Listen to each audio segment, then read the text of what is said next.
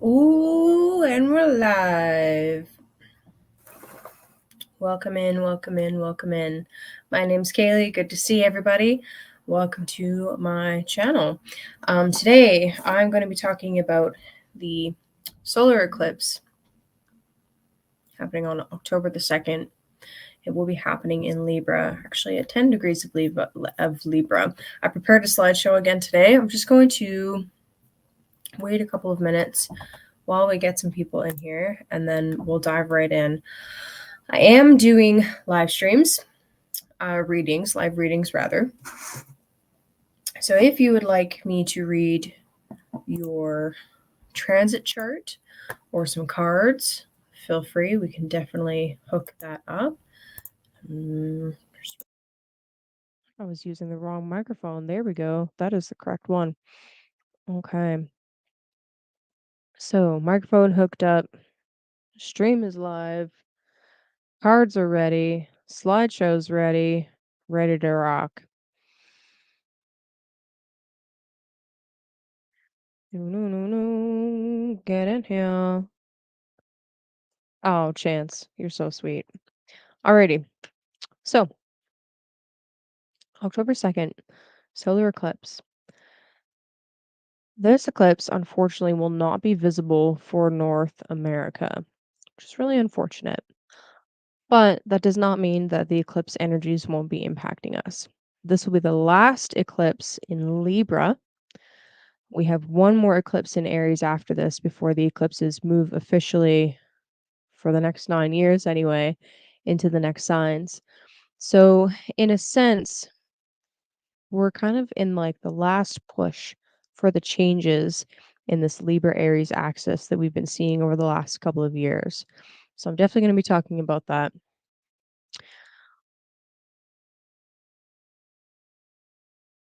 Let's jump right in, shall we? Let's just do that.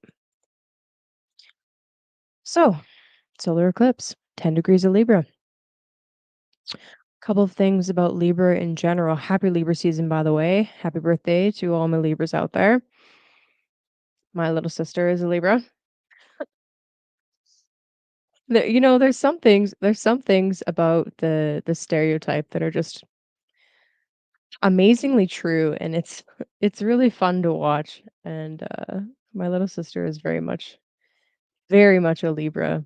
Um, Everything about how she appears when she goes out is on point, even when she's not trying to be on point. It's it's so sweet. I love it.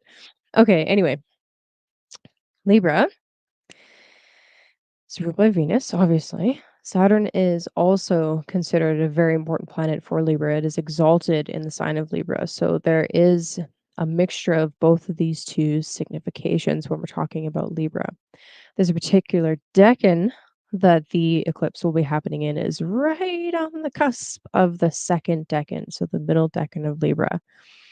So this particular decan is ruled by Saturn. It's actually a double Saturn decan and is associated with the Three of Swords. There's a few details about the eclipse and about the dispositor that I'm going to go over, so don't panic. I am going to get a little bit technical with you guys, but I think that's what you guys like. You like it when I get technical. And then we'll go we'll go from the technical, the high brain, galaxy brain, as Gemini Brett likes to call it, and we'll slowly weave our way into the archetypal and like what it all means.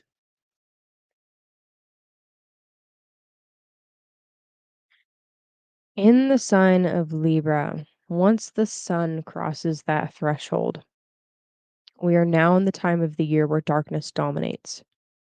So darkness is now dominating and continuing to grow. This is a sign of the sun's fall. Another way to term this is the sun's depression. And really, it's quite literal. I mean, it's dark and it's getting darker. The sun is about illumination and brightness and vitality, and we are now in the half of the year where we're heading in towards the opposite of that. If you're in the southern hemisphere, yes, I know it's reversed. However, we are talking about a symbolic system. So really don't feel like there's a need to flip the zodiac or think of Libra as the opposite. I really feel like, especially for the readings that I've given folks in the southern hemisphere, it really still works because we are talking about an idealized symbolic system after all. In Libra, this is the air yang temple or masculine temple of Libra or of Venus. With Saturn as the exaltation ruler, it brings in a Saturnian vibe. All right. So with Venus, we're talking about harmony and beauty and unity and bringing things together. There is this really strong component to Libra about wanting to find balance. It's the scales, right? Wanting to find balance, wanting to bring um, justice. I love that justice is the card associated with Libra. It really fits very perfectly. If you ever have a chance to talk to someone that has a really strong Libra signature in their chart, there is some area in life where they tend to want to fight for the underdog. It's really striking. They see something that is unfair and they will do what they can to right that wrong. I've seen it again and again and again. I was actually just talking to somebody that has a Libra sun in the sixth house. The sixth house is your workplace, and one of my first memories of her from around the time when I was getting to know her and like first meeting her was they had introduced a dress code at her work, and she felt like she was being unfairly targeted by this dress code because it was implemented in such a way where they didn't have notice and blah blah blah. It was this whole thing. It was this whole thing. And now she's pushing back. You know, she's pushing back against that against the unfairness of how it was implemented. Uh, So and I got to talking to her and like, have you come across this theme before? Like, have you had experiences where you've needed to push back against something that you felt was really unfair at work specifically? And she's like, actually, yes, as a matter of fact. And she gave me a couple of other examples where similar types of scenarios have occurred. It hasn't always been the exact same thing, but this theme has definitely come up where she has had to either be the one to fight back or stand up for somebody else, um, s regarding something unfair at work, and I thought that was so beautiful because it really represents or really showcases rather how this Libra archetype can really be about seeing somebody or some situation where there is something off balance and working to right that. So it's quite fascinating.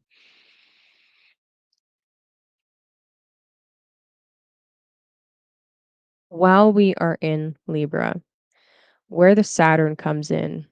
So, because this is the sign of the sun's fall, because it is more about the darkness beginning to dominate, Saturn comes in. Saturn is naturally an opposite of the sun. All right. So, with this energy of this like karmic lawbringer, there's the Saturn archetype. We have this energy of weightiness. And when we think about the archetype of the lawmaker or the judge, there is something really important and necessary about seeing past the surface image. So in the sunlight, we see the surface of things. It highlights um, what is most visible and most easy to see and access. It does cast shadows, obviously, but in order to see into those shadows, you need a different kind of quality. You need the quality of Saturn. You need to be able to feel into the shadow, right? It's a lot less about seeing and um, consciously, visibly recognizing, and more about being able to recognize qualities that are not so quite so tangible. And to be a good judge, to be a fair judge, you can't just look at the surface. You have to look past the surface. Then we get these ideas and these images coming up about different goddesses of justice with their eyes blindfolded. You have to be able to look past the surface. This is where Saturn's quality comes in. This is where the qualities of darkness comes in.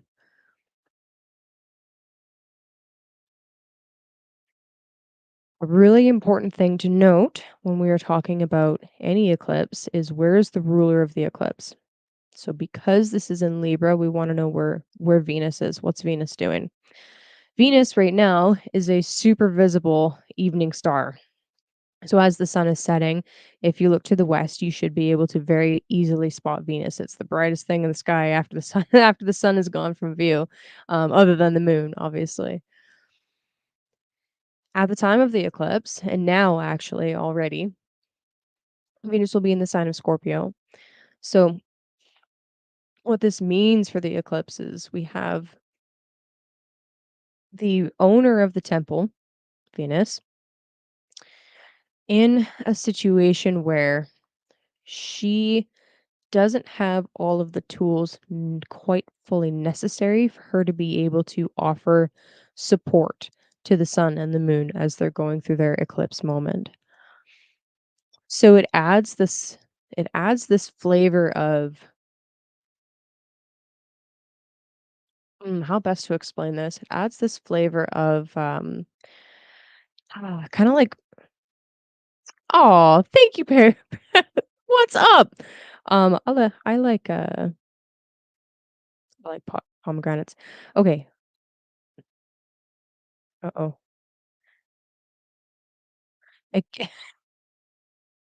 Thanks, Stacy. It gives this flavor of not quite being able to see exactly what's going on, or okay, let's say I'll give you a bit of a story.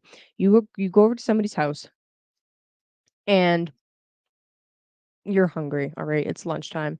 It's lunchtime. They knew you were coming, but you arrive and they're not home. They're like around the corner and down the block. So it's like, all right, you have to find a way to help yourself, but you're the son. You're the son. You're in a foreign land. It's everything's weird. Nobody speaks your language. The culture's totally different. You don't have access to the spices and the flavors that you're used to. You have to do something that's really weird and like the cupboards are in a weird spot. And you're trying to get a hold of the owner of the house, but she, in this case, Venus, she's busy. Um, she's in Scorpio. She's doing her own thing. Um,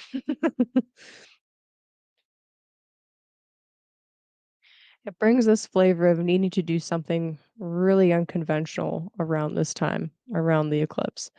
Ancient astrologers, Hellenistic astrologers, will basically tell you this is really bad. It's not good. It's not the easiest position for Venus to be in during an eclipse in her sign. It's definitely it hinders it a little bit. However, one thing that I don't have highlighted on the slide itself right now is that we do have some assistance from Jupiter. So Jupiter and Gemini. So again, there's actually this double signature of because both of the benefics are in signs where they're considered to be exiled, it brings this signature of having to do something or treat the situation in a way that is really countercultural. So there's nothing wrong with that, but you're gonna be doing something kind of weird. That is the energy of this eclipse.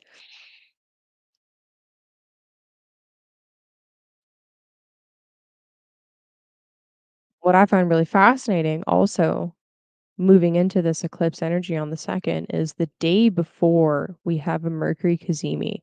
So Mercury is not retrograde. Mercury will be on the other side of the sun, but immediately immediately following this cazimi is the eclipse. So it is carrying with it this energy of receiving a strong prominent message. What is a cazimi? Cazimi is when a planet comes into the heart of the sun. It is said that that planet and the archetypes associated with it are deeply empowered. So we have this really strong message. That's Mercury. That's the Mercury Kazemi. We get kind of like this moment of clarity, right? We get these these hints or these symbols or these omens or these something, especially this weekend as this Kazemi is kind of moving into aspect, we get some kind of like heads up or nod about what this particular eclipse is going to be about. So that's kind of I feel like that's actually really helpful. It's a really helpful energy. So let's zoom in a little bit on this particular decan. So on my decan wheel here, I have both systems. There's two main systems that we use for decans. The Chaldean order, which is the outside ring. Sorry, no, it's the inside ring. I flip them in my head sometimes. It's the inside ring, and the outside ring is called the triplicity system. So, according to both systems, there's harmony on this particular decan where they both agree that the middle decan of Libra is Saturn Saturn. It's a super Saturnian part of the zodiac. And if you take a look, there are no other places on the zodiac where it is both Saturn. The one we were looking at for the lunar eclipse, double Mars, there's a few places where it's double Mars, but there's nowhere else in the zodiac where it's double Saturn. So this is a really a really a potent signature. We have a few things to talk about with that, okay? So in this middle decan, most people, even if you are not a tarot reader, even if you don't watch tarot readings very often at all, you recognize the 3 of swords. It's very it's an obvious card. It's like bam, okay. We all know what that one means. Holy shit, swords through the heart, right? There's a little bit there's a little bit going on. Yes, it is about heartbreak. Um it is about bondage and betrayal. However, before a betrayal can occur, there must be trust established first, right? So that's something I kind of want you to feel into first. This is a Libra ruled sign, a Libra ruled sign. Oh my goodness. Libra is a Venus ruled sign. It is about love. It is about relationships. It is about harmony and unity. But in the center, in the very center, right, the middle decan, there's this super strong signature of bondage and betrayal, right? Of contracts being made and broken. In order to have a trusting relationship, in order to have a long-term relationship, something that stands the test of time, which is really another Saturnian signature, you have to be able to go through times of turbulence. And that contract, that bond has to be built on something solid, concrete, foundation, stone. And it brings up this question, this eternal question of who do you trust? Do you essentially put your trust into the right people, the right things, the right institutions, the right systems, the right groups? Who do you trust? For most of us, I would say I'm hesitant to say everybody, but maybe everybody.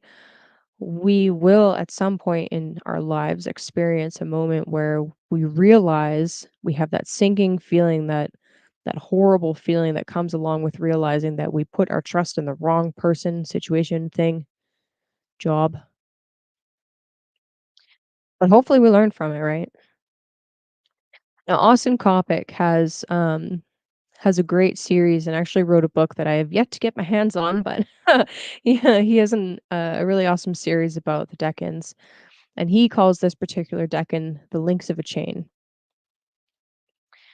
So the links of a chain, again, this idea of what do we willingly want to bond ourselves to? And I like the chain link idea because unless one of the links is weak, it takes an act of violence and force in order to break those bonds apart. So you could say that whatever you are planning to do during this eclipse, whatever bond you're willingly creating for yourself, um, make it something that you want to last a really long time. Make it something that you want to be concrete and solid and welded together, so to speak. Because whatever would end I guess I should say because and um if you're trying to break some bond, it's going to require some force. It's going to require some serious severance. Um I already said the word force, but I feel the need to emphasize it. Some serious I don't know, what's the word? Some serious effort, I would say. Okay. Let's just stick with that. So really this decking is all about the promises that we're willing to make and fulfilling those promises, having those promises fulfilled.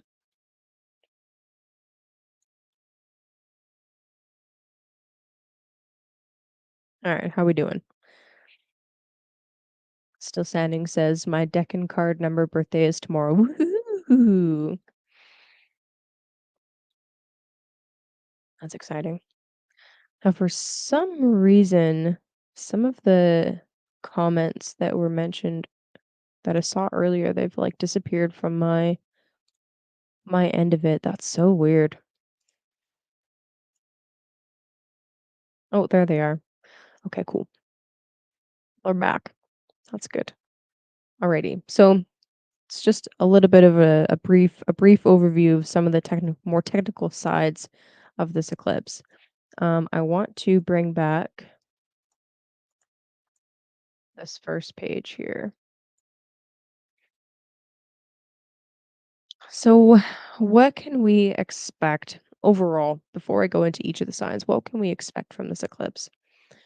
So, I guess a couple of things that I kind of want to bring back around because this is the last eclipse in Libra for the next 9 years. Um, at the same time as there's this energy of planting a seed, right? It's a new moon, it's a solar eclipse. There is like this idea of closing out a cycle. So as I'm going through the signs and when I get to your sign in particular, I want you to think about what has been changing for you over the last couple of years, especially. And I'll have the dates up. I'll have the dates up as well to kind of help jog your memory a little bit about when these eclipses began. But what changed for you over the last couple of years?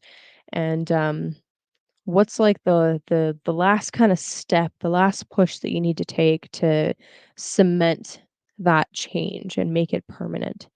Because really this decade in particular is about wanting to establish permanence. Remember it's about that. It's about the deep bonding, the deep contracts that we want to make.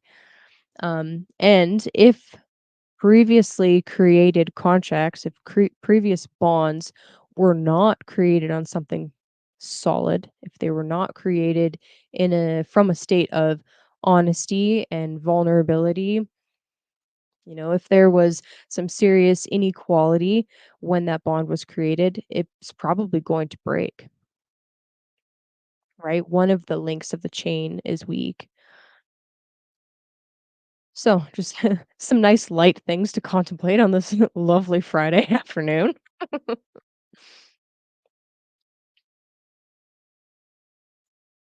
And by the way, as we're going through the signs, so I'm going to go in order Aries to Pisces. Um, I want you to listen for your rising sign primarily. If you don't know what your rising sign is, sun sign is fine, moon sign is even better. But rising sign would be the most accurate reading that you will get. If you guys want me to look at your chart, so if you have a personal planet within 3 degrees of the eclipse is happening at 10 degrees of Libra. So if it's anywhere from like 6 or 7 to 13 or 14 Libra, this is going to impact you. Or 6 or 7 to 13 or 14 of a cardinal sign, especially, this eclipse will be much more impactful for you. If you have a personal planet on one of those points, it's going to be pretty impactful. Um, One thing I didn't mention actually is Mars. There's so much going on. It's impossible to look at anything within a vacuum, but one thing I didn't mention, we also have Mars in Cancer. So the cardinal axes are being very lit up. Mars is getting ready to turn retrograde. Um so really if you have planets in the cardinal axes, but especially around that middle decan, this eclipse would be quite potent, quite powerful for you. Um, if Venus is your Time Lord of the year, or if Libra is your perfection house for the year, this will be very impactful. Um,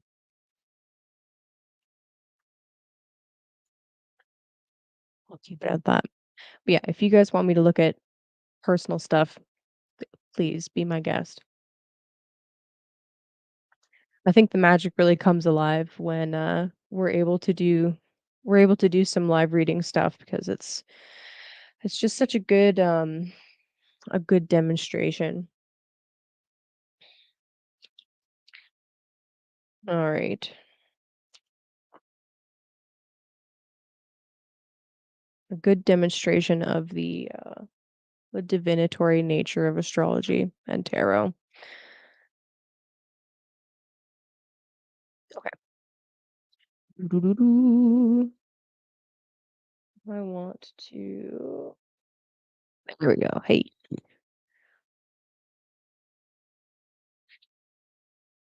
Okay. So if you are an Aries, especially if you are an Aries rising,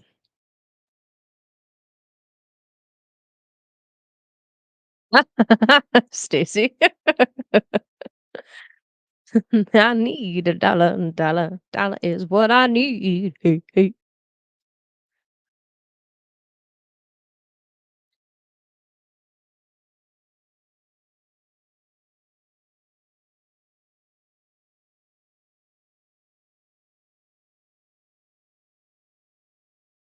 I haven't opened your chart in a little bit.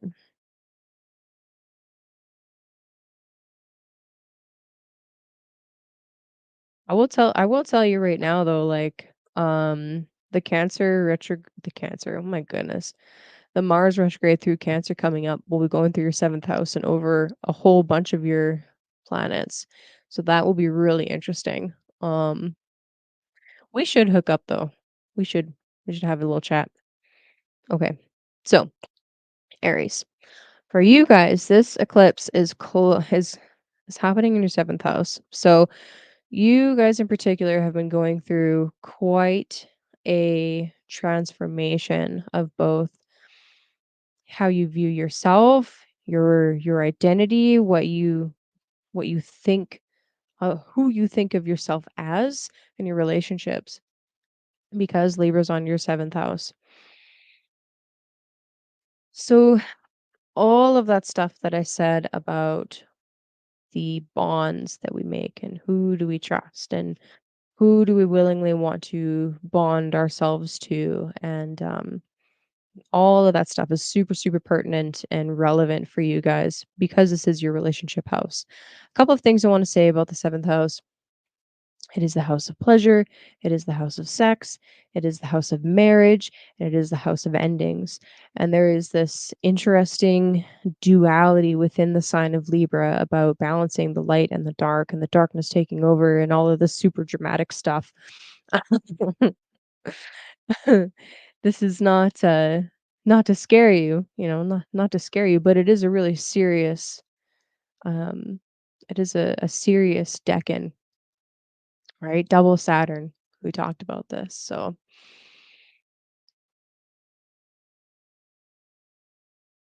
I really feel for For most of you, this is going to really be about if you want to lay that foundation and like I'm getting a lot of imagery about like masonry. So Illuminati confirmed. But no, like seriously. I'm getting a lot of imagery of like masonry. So like you want to pick the best flattest stones that don't have any signs of cracking, right? You want to mix the mortar perfectly. You want um the the most even. I don't know how to lay stones, by the way. I'm making this shit up. But you want an even layer. You don't want there to be too much or too little, right? You want it to be just right. Um you want this relationship to be built over time, um, steadily. You don't wanna rush into it. And eclipses can definitely bring, like, lightning fast events, right? It can be a domino of stuff all at once. Oh, shit. Hello, spammer. It can be a domino effect all at once. All sorts of stuff happening all at the same time. But, if you are in the process of building a relationship, you wanna build it on a solid foundation. So really consider your values, really consider by the way, we pulled how do I make myself full screen? There we go. We pulled the 10 of Pentacles for you guys. We wanna really make sure that that foundation is solid. We wanna make sure that, we're not rushing the building process. Um, I love I love this card for you guys.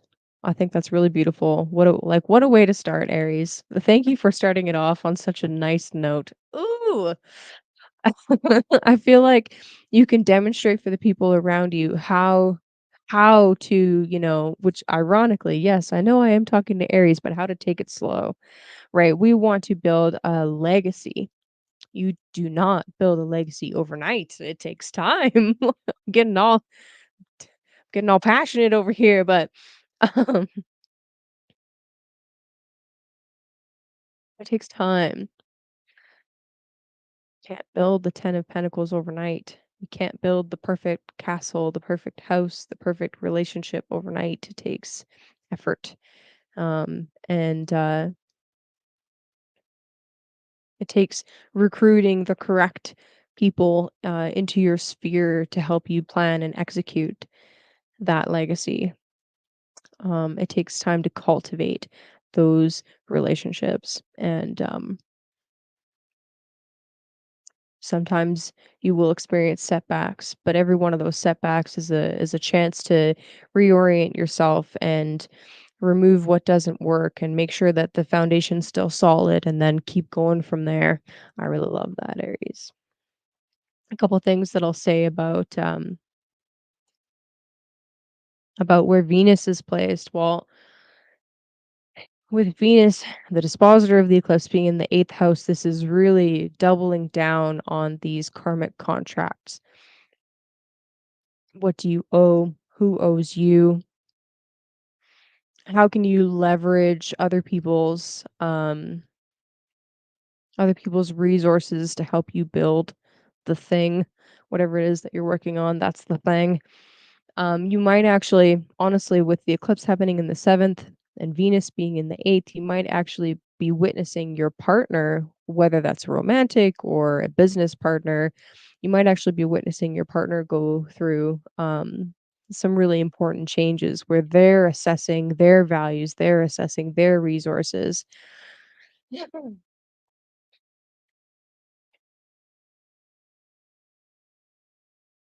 that sort of thing.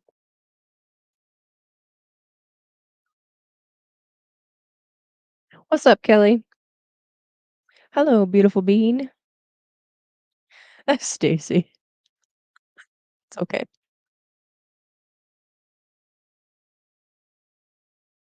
Out here practicing boundaries, right? It's all good. Yeah, I haven't been spammed in a while, it was about time.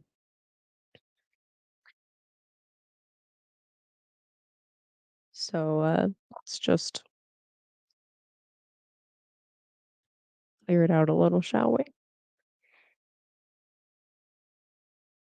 was thinking it would be kind of a fun practice to do something related to the element in between each element. Um, Mostly I was reflecting on water and how I just always end up being so thirsty, and I was like, "Maybe every water sign I should drink water," but no, I think every sign I need to drink water.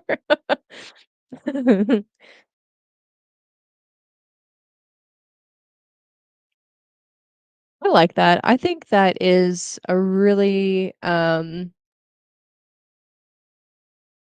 think that's a really what's the adjective I wanna use? Fair? I think that's a fair way to this is your sign. This is your sign. Everybody drink water. I already did, Stacy. Uh, I think that's a really fair way to put it. Um,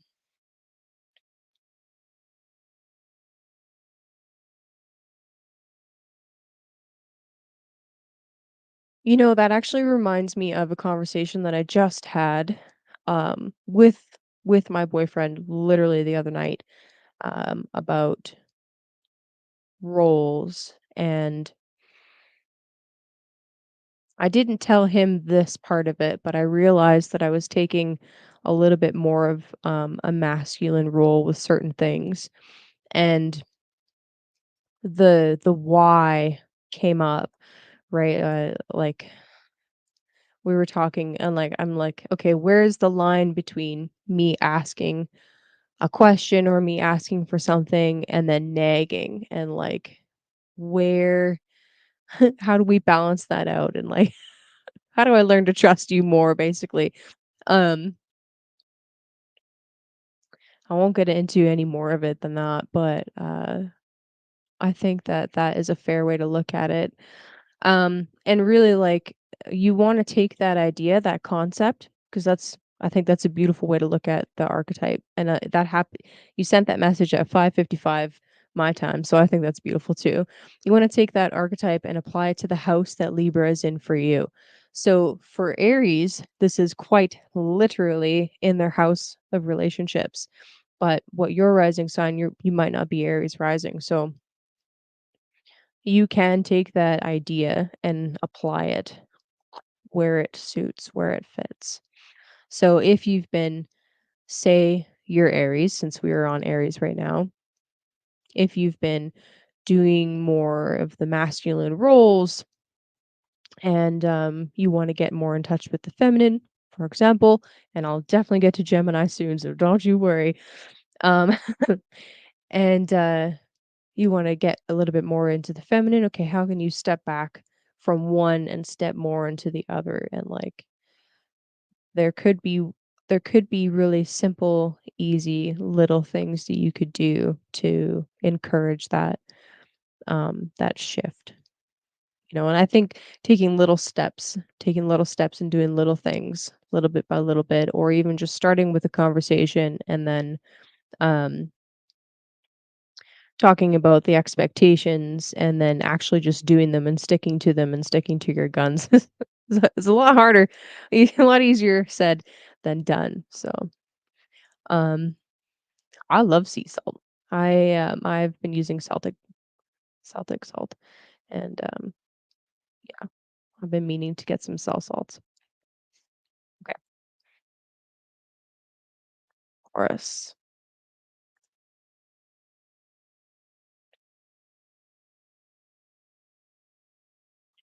Taurus. So as a Taurus rising, Libra falls into your sixth house. So I really like that idea of right relationship, right relationship. But anyway, in the sixth house, well, we're talking about work. We are talking about our day to day, the toil and grind. The sixth house is known as one of the difficult houses. It's known as one of the blind spots for the ascendant. So We're talking about things that are a little bit harder for us to access and see on the day to day because we don't really think about a lot of our habits, right? For example, we could for some of us, for some of the Tauruses rising out there, be talking about health. We could be talking about um employees. If you happen to be a business owner, the sixth house deals with your employees. But ultimately, the 6th and the 12th, that whole axis is talking about things that are a little bit more hidden from you, and the 6th house is the things that we do that we will bleed for. Well, kind of a weird way to put it, but that's the 6th house. So having this final Libra eclipse in the 6th house, we're coming to a close. It's like this final push towards some kind of change. With how you deal with employees for some of you, with how you deal with your health for some others of you. Um, an eclipse, and especially with that Mercury Cazimi like the day before, this could be a really important moment of clarity, right? There's the Mercury Cazimi around something that you've been doing that's been low key sabotaging you. And if you bring in that idea of right relationship, what are you doing that needs to be better balanced, right? So maybe it has to do with diet or movement, or maybe it has to do with, you know, uh, leadership versus follower roles. And that was an awkward sentence, so I apologize. But but those types of things. As you can see on the side, I have written a little bit of text about, when this particular cycle began, right? We saw the first eclipses on this axis take place April 2023. The last Aries eclipse will be in March of next year, and then we are done with this axis. 9 years ago, when the nodes were reversed, we had it from October 2013 until March 2016. And the cycle before that was April of 2004 until March of 2006. Just some date ranges for you to think about. Kind of see how this has shifted throughout the years.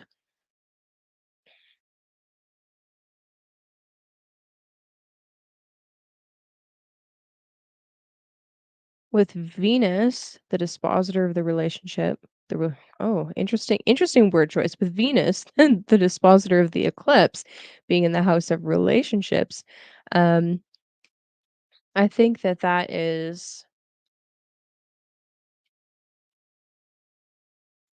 kind of an interesting clue. How oh geez, how how do how does your work or your work-life balance even impact your relationships? And since Venus is in the house most associated with pleasure, perhaps there's like kind of this desire, this need to break away and escape a little bit into some more worldly desires rather than paying attention to the thing that's really important. I urge you to take care of the important thing. That's where the eclipse is taking place, whether it is addressing some health need, whether it's to do with work, um, some daily habit that you're doing. There's a big spotlight with the eclipse. We have this a really interesting symbolism of like something being obscured and then re-illuminated. So kind of take that moment to like really hone in on all right, this is the important thing right now. I need to take care of that. And I think back to my story earlier about the girl with Libra as her son in the 6th. So she was a Taurus rising. Um I think it could be really um tempting to kind of avoid the difficult conversations or avoid the difficult situations that are coming up with work and the obstacles by going and kind of escaping into relationships a little bit. That would be Venus in the 7th, right? So avoid doing that. Avoid the avoidance if you can. Avoid the avoidance. The card that came out for you guys, I actually pulled the 10 of swords. Um, it's almost like you already knew this, but there's something that you need to phase out. And eclipses are definitely moments that can bring things to the surface of like, okay, I s- uh, it's in front of me. I can't ignore it. I have to phase this out. And the symbolism of the eclipse of obscuring and then revealing definitely brings to mind like, okay, this thing is ending, but the reason it's ending is so that I can continue doing what I really want to do, or so that something totally new can come in. And because we're on like the tail end of the eclipses on this axis, it's like it's time. You've known it's time. Um, this is not a shock to you. Uh, it's almost like it's been like a slow death until this point of that thing, but now it's timely. It's timely. Fine. It's finally time to really cut it off and move on. It's like it's not meant. It's not what you were meant to be doing anyway. If that makes sense.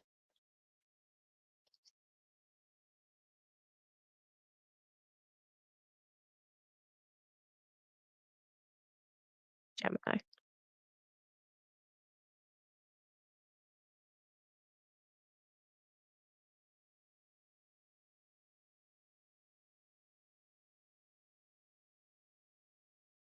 So Gemini.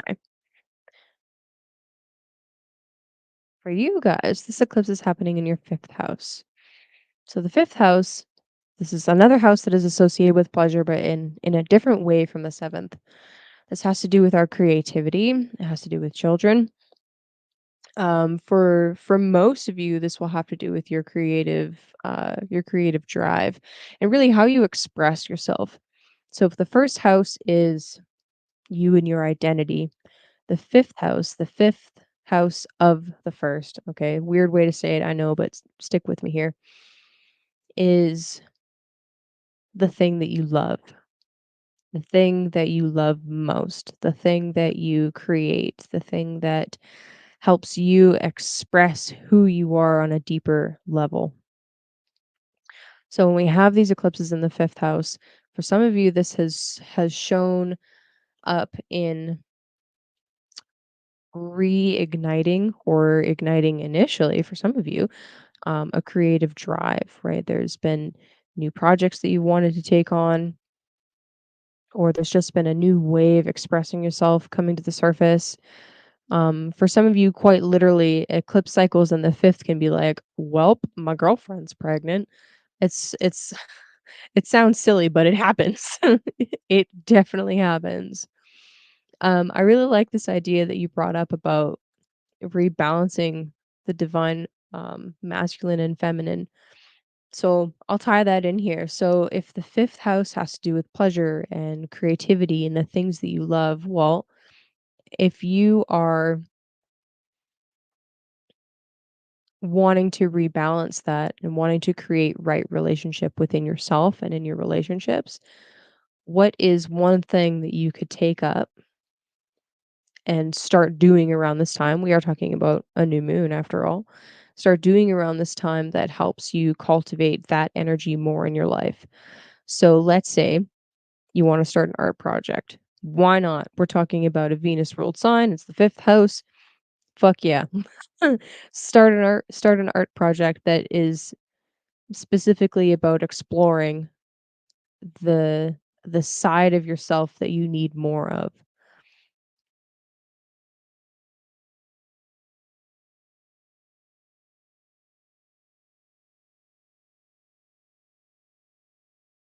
Alternately, especially for you Gemini rising people, that's so funny. As soon as I said that, I'm like, "But what about the other side? What about the animus?" Okay, fair enough, fair enough. Alright, you're right, Gemini, do both. Do both. Um,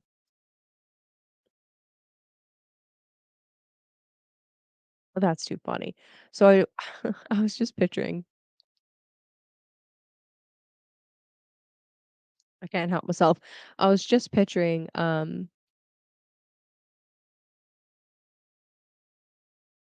creating some kind of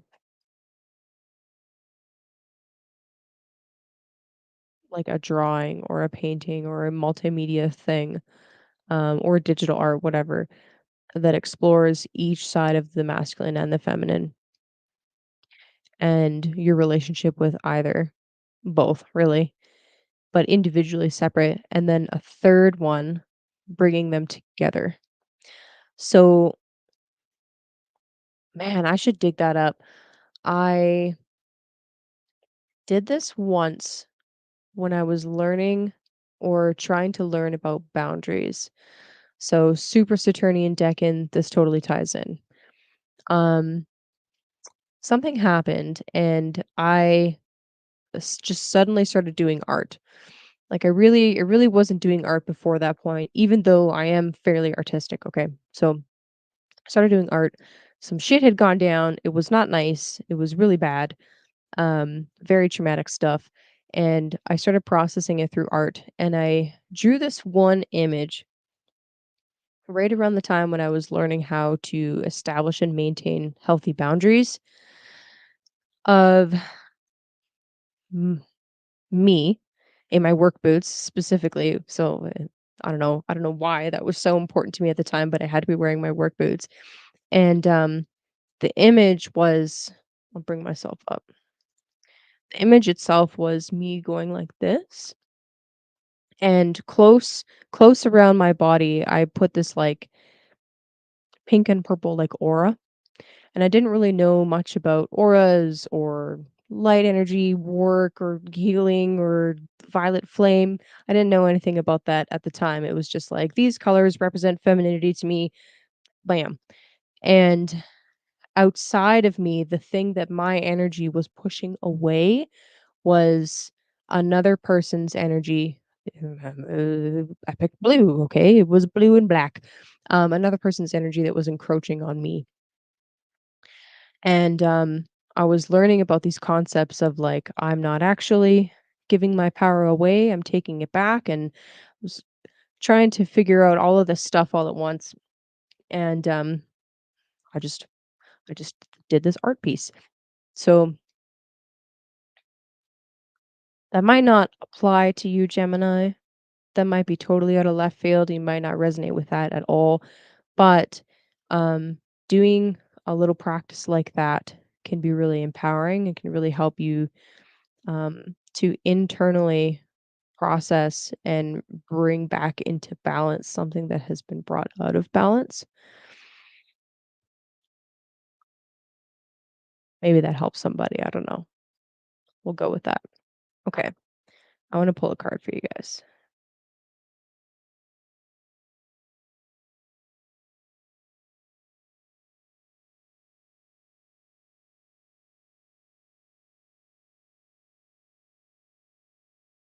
Yeah, I like that. It's really cool that they want to bring flow state back. I thoroughly enjoyed doing that on the nights that I was free. So, thank you for the feedback. I appreciate that. And you're most welcome. All right, Gemini.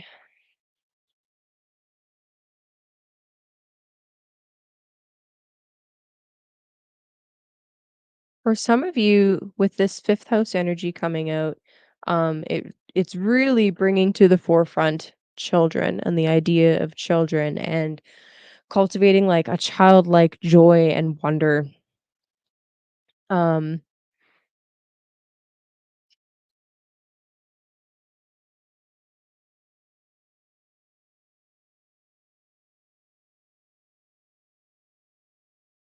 so what does it mean to you to nurture something, to nurture another soul that's in another fuck body that you're responsible for?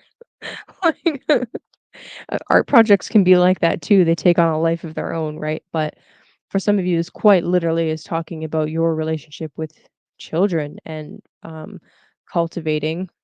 I love that word, cultivating. Thank you for dropping that. Um, a right relationship with the children in your life or with your own children.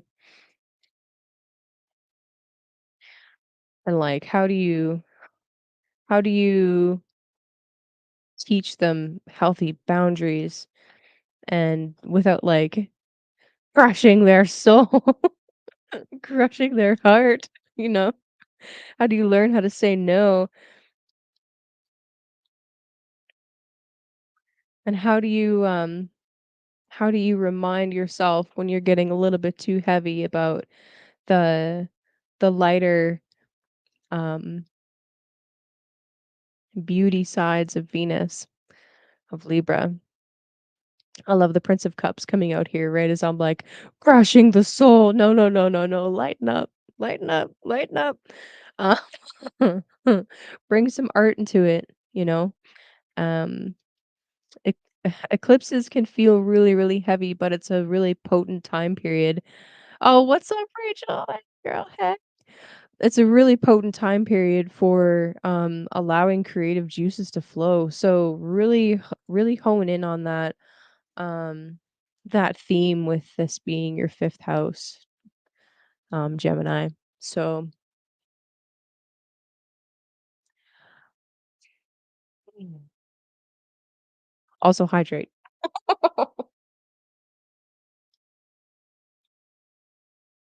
Also really love the Prince of Cups because he's all about the party, man. He's all about the pleasure. He's here for a good time, not a long time. And yes, I have all this stuff about like, oh, it's a super serious decade and we're creating eternal bonds, but what better way to create eternal bonds than through a common modality like art and reading story and sitting like that's how humans have bonded for millennia.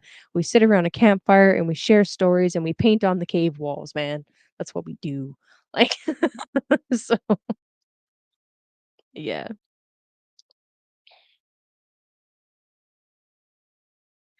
Rachel in the house. You just missed Taurus, but that's okay. Right. Cancer, Cancer, Cancer. All right, Cancer. So this is occurring in your fourth house. This is the final eclipse in Libra. We have one more in Aries after this, and then we're done with this axis. Because this is in an angular house, this is quite likely to be deeply affecting your personal life. The fourth house has to do with home and family and ancestry and our roots. It has to do with our past and quite literally has to do with our property, where we lay our head at night. You know, there's a bunch of themes in here. Some schools of astrology talk about the fourth house as like who you are when you are totally safe and vulnerable. And I think that's a really beautiful archetypal way to look at the fourth house as well. Ganza, ganza, ganza. Stacy over here with her mega stellium. Yeah. I feel like we need to check in with Cancer though. How are you doing with Mars in your first house? Please please check in with us. I would love to hear from you. I have this position natally, by the way, Mars in Cancer. It's not the end of the world. It's not the end of the world. It's very emotionally vulnerable and sensitive. Like Cancer in and of themselves is already like emotionally sensitive as it is, and then you put Mars in there and it's like a boiling cauldron. Like, but it's not stable. Like it could tip over at any moment. Oh my god. So so how are you guys doing? Um we will be having an extended stay of Mars in Cancer as the retrograde of Mars this year will be going from Leo back into Cancer. So it will be quite a prolonged period. The themes you're seeing come up now with Mars and Cancer will continue to come up and be explored. So that's not what this stream is about. Definitely going to be talking about that soon though. But Something to kinda keep in mind, that energy is active, and it's in your 1st house, so it's definitely going to be prominent. Um, Something to think about. Now the eclipse being in the 4th house, let's move back to that, shall we?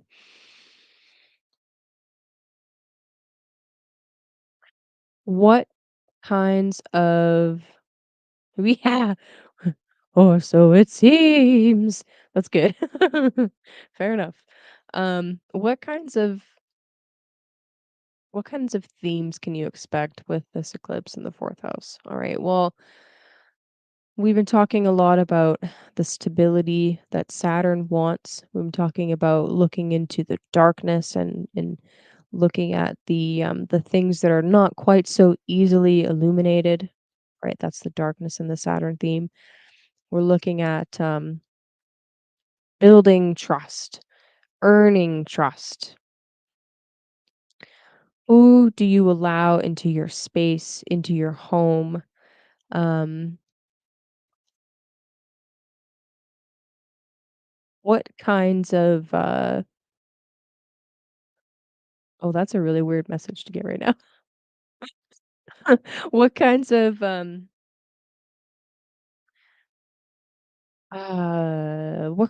what kinds of bonds, what kinds of ancestral bonds do you have right now that maybe you want to break or strengthen, right? Because we could be doing either with this eclipse. I really I really like this eclipse actually for if you have some kind of ancestral karma that you want to somehow end or sever or remove. Um I should have talked about that with Aries as well. Like eclipses are a fantastic time for um like karmic cord cutting and shit like that because there's this like the symbolism of cutting the sun off. Right? It's fucking black. It goes dark, and then it comes back again, so, like, there's this moment of severance, especially with the south node. I haven't mentioned that previously, but with the south node of, the moon here, there is definitely this additional symbolism of being cut off from something. So, I'm not viewing that in a negative light for this eclipse cycle especially. I'm actually thinking that it's, a really positive thing for you. Think about what kind of patterns you've seen in your family line that you want to remove yourself from. Beautiful time to do it. Think about what kinds of things you want to cultivate at home for your property, for your own inner and outer stability. How do you build a solid foundation if there is a swamp there? We gotta get rid of the swamp. You know what I mean? How didn't mean to drop a Trumpism, but yeah, you know what I mean. You know what I mean. Okay. Remove poverty patterns, Stacy says. Hell yeah.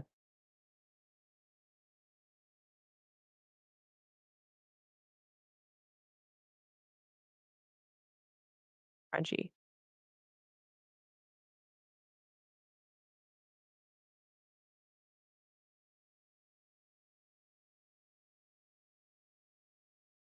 Sorry, I gotta just check a message real quick.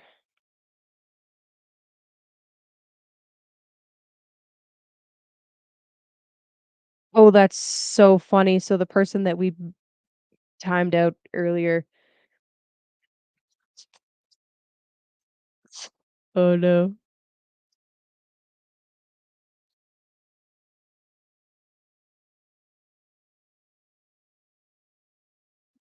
So that was an accident. It wasn't actually someone intentionally trying to spam the chat. That's really fucking funny. Oh no, I don't know how to unban them.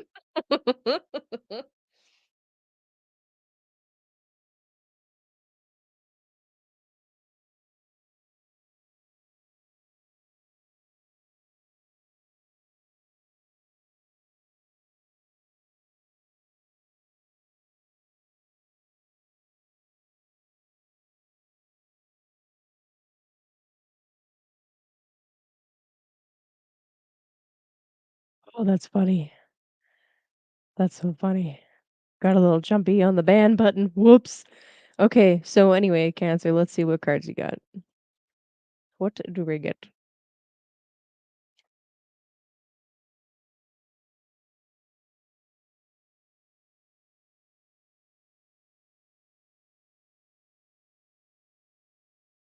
Ooh,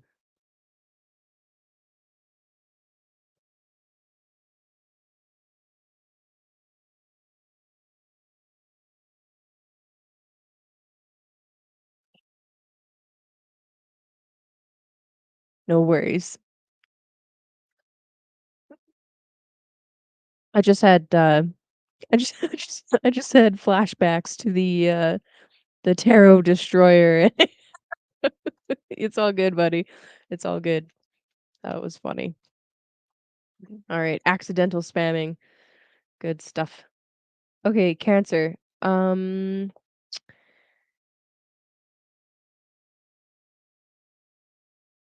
All right, no, I think that's relevant.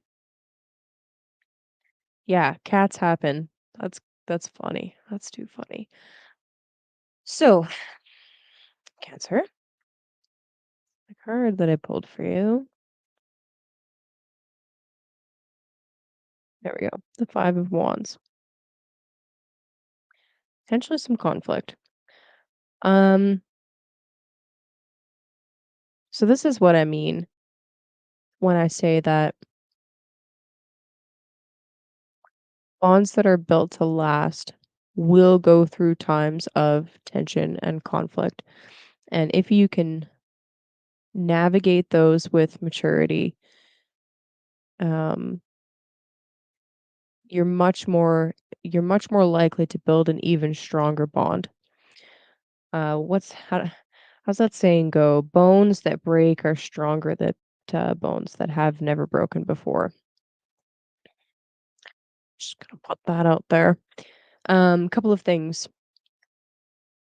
With Mars currently transiting your first, with the additional sensitivity that that tends to bring, um, I feel like you're more likely to react to disruptions in your bubble, in your sphere, in your safe zone. And I don't think that that's necessarily a bad thing. Mars in Cancer brings this really mama bear energy to the forefront where it's like, I will protect, I will protect my space. I will protect my land, property, RV, whatever. Um, my my energy bubble. I don't think that's a bad thing. I think that there's absolutely the possibility always that we can go overboard with it. So just be mindful of that. Um, but maybe for some of you this is about the need to use that force, the need to use that violence, right? Mars, to break some of those bonds. Like Stacy brought up poverty patterns. Okay, if you have an ancestral line of poverty patterns where your parents were broken, grandparents were broken, everybody before you was like barely scraping by and you don't want to be in that energy anymore. In order to break that chain, right? In order to break those links that have been like they're thick steel and they've been welded together and they're not going anywhere without some really serious yanking, right? And you're not doing it with your hands. You're going to need to use some tools and some leverage and maybe a strap or a forklift or like you know what I mean? Like and you better watch out when they do actually break because it's gonna make a mess. It's gonna make a mess and possibly be dangerous. So keep those themes in mind. If there is something that you want to break away from, some ancestral karma that you want to break away from, there is quite likely going to be pushback. I heard a saying a long time ago, actually, I heard this saying once, and then it came up again in like somebody's video feed. Let me see if I can remember the phrasing. Hold on.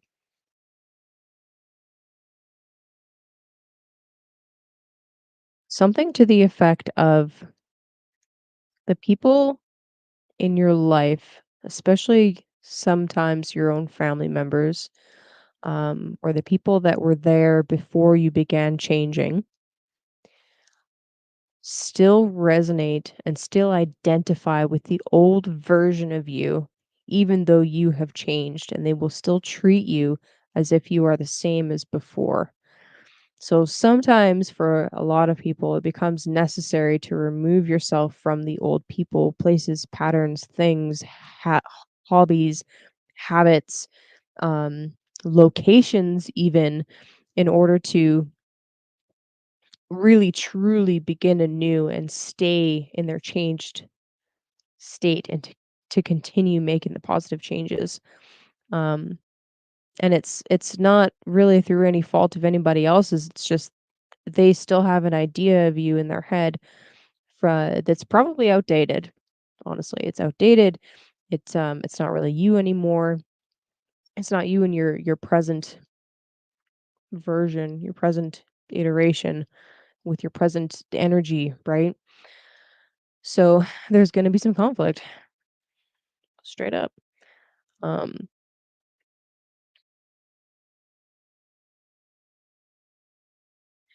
the bonds that are meant to continue will be strengthened ultimately.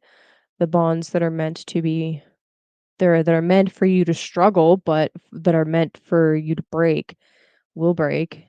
It's not going to be a clean thing necessarily. You might have to use some force. You might have to really use the power of Saturn to say no, right? Saturn is walls, Saturn is boundaries. Um, so you might need to utilize some of that in order to really like put up the barrier that needs to be there, but you can do it. You got this, Cancer. Um, utilize Mars. He's in your sign. Let's go. I love it. Okay.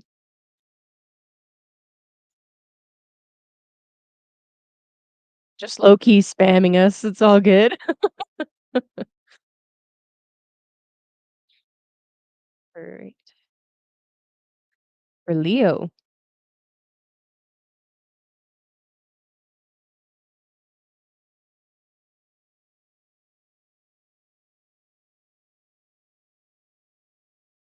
So for Leo, for you guys, this eclipse is happening in your third house. Now, the third house carries the energy of our local environment. Um, sometimes you can see things like siblings and really close members of the family here, but more often than not, the third house has to do with the culture that we grew up in. It has to do with the types of um, the mannerisms that we grew up with, our communication patterns, our um, the things that we do in polite company. The third house is called the house of the goddess. It is the moon's place of rejoicing. So kind of neat to be having an eclipse here. Couple of things to note. This eclipse, because there's such a really strong Saturnian energy to it, we are talking about the sign of Saturn's exaltation in the decan, where it's a double Saturn decan. It's super potent. And this is the last eclipse in Libra in this cycle for the next 9 years. It's with the South Node, which also has the energy of cutting things off. Um, it is loosely, I say loosely, being squared by Mars and Cancer, which also carries this energy of cutting. I kind of want you to think about, like, okay, what sorts of parts of my culture or the culture around me do I need to kind of let go of in order to make room for something new to come in? All right. Now, I do want to say a little bit of a word of caution for Leo risings. I would avoid short distance travel for a couple days before and a couple days after this eclipse if you can. If you can't, you got to do what you got to do. Yeah, Don't want you to, like, avoid living your life or anything silly like that, but, um, because this 3rd house is so closely associated with travel as well, it's just there's a lot of energy of cutting things off, and Venus can't see the eclipse. It's like, you could just take a couple of extra precautions and, take the long way home instead of trying to zoom through traffic, right?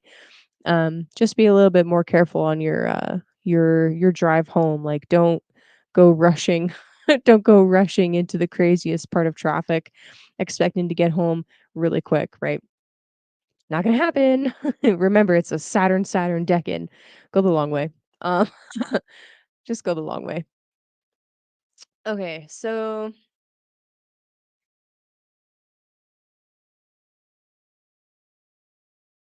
with Venus, the dispositor of the eclipse being in your 4th house, I want to say that there is also kind of this energy of like you really are wanting to spend more time at home. Like there's just this resonance of needing or wanting to be at home and needing to at the same time take care of something in your local environment. And because we've been having this eclipse cycle for a while, you should already kind of know what that is actually pertaining to. For some of you, it could be like you've really been building your local connections.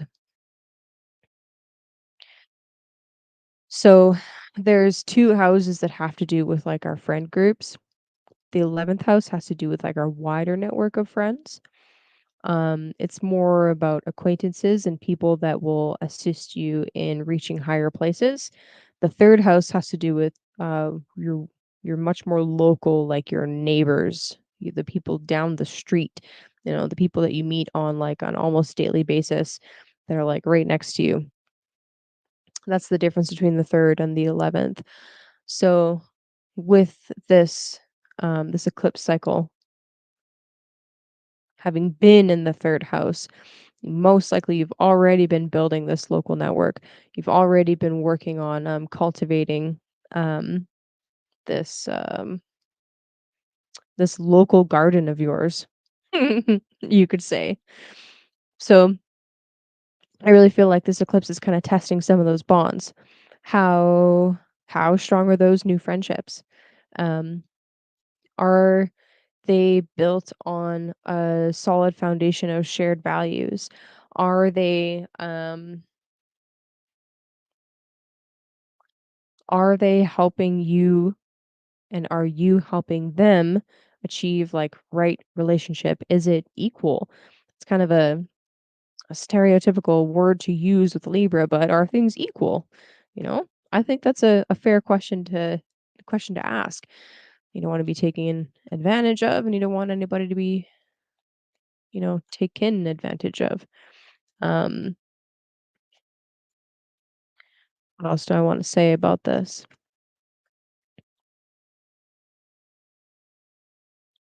It might even be like it might behoove you, Leo, to allow some other people to kind of like step into the limelight a little bit. Now, here's my reasoning for this. Um, the sun is in fall in Libra. It is considered to be depressed in Libra, right? It's debilitated. It's in the opposite sign from where it's exalted. Libra's about darkness tipping the scales. You, Leo, are the sun. You are the sun. Um, so for you guys in particular, this could be about like allowing some of the people in your local community um to kind of be a little bit of the main character, like it's not that you're stepping back into NPC land. No, no, no, no, no. It's more like bringing in more co-creators specifically in the local environment like uh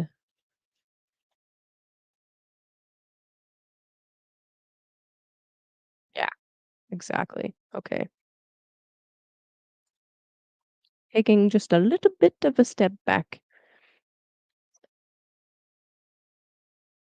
Four of Swords coming out is telling me that it is a good time to be doing a little bit more research. It's a good time to be um doing just paying attention a little bit more to the to quiet time, you know? The Four of Swords can be talking about meditation. It can be talking about taking a breather, stepping back, doing more research, thinking something through a little bit more. You know, these are images and themes associated with the Four of Swords that most quickly come to mind for me. With this eclipse being in your third house and with one more in the ninth house next March, I kind of am thinking about like, okay, what other what else could this be talking about? It could be talking about, you know, maybe you're putting your nose to the grindstone, so to speak, in order to learn something. Um, and before you present it, which is more of a ninth house thing, there's a little bit more to learn. There's a little bit more research to do. There's a little bit more of like, again, there's this idea of like stepping back a little bit. Um,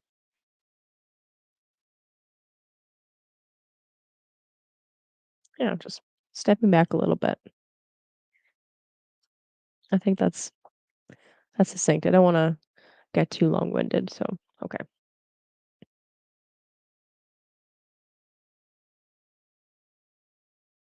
Just going to check real quick.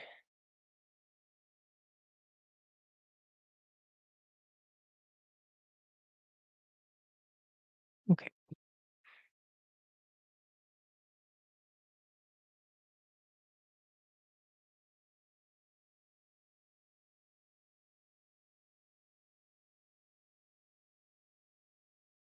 Virgo.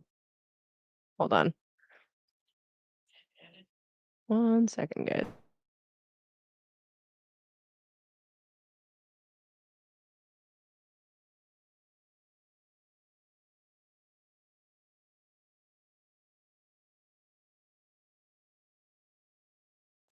Okay, sorry about that. All right, so Virgo. For you guys, this eclipse is happening in the second house. So second house has to do with our well, our finances, most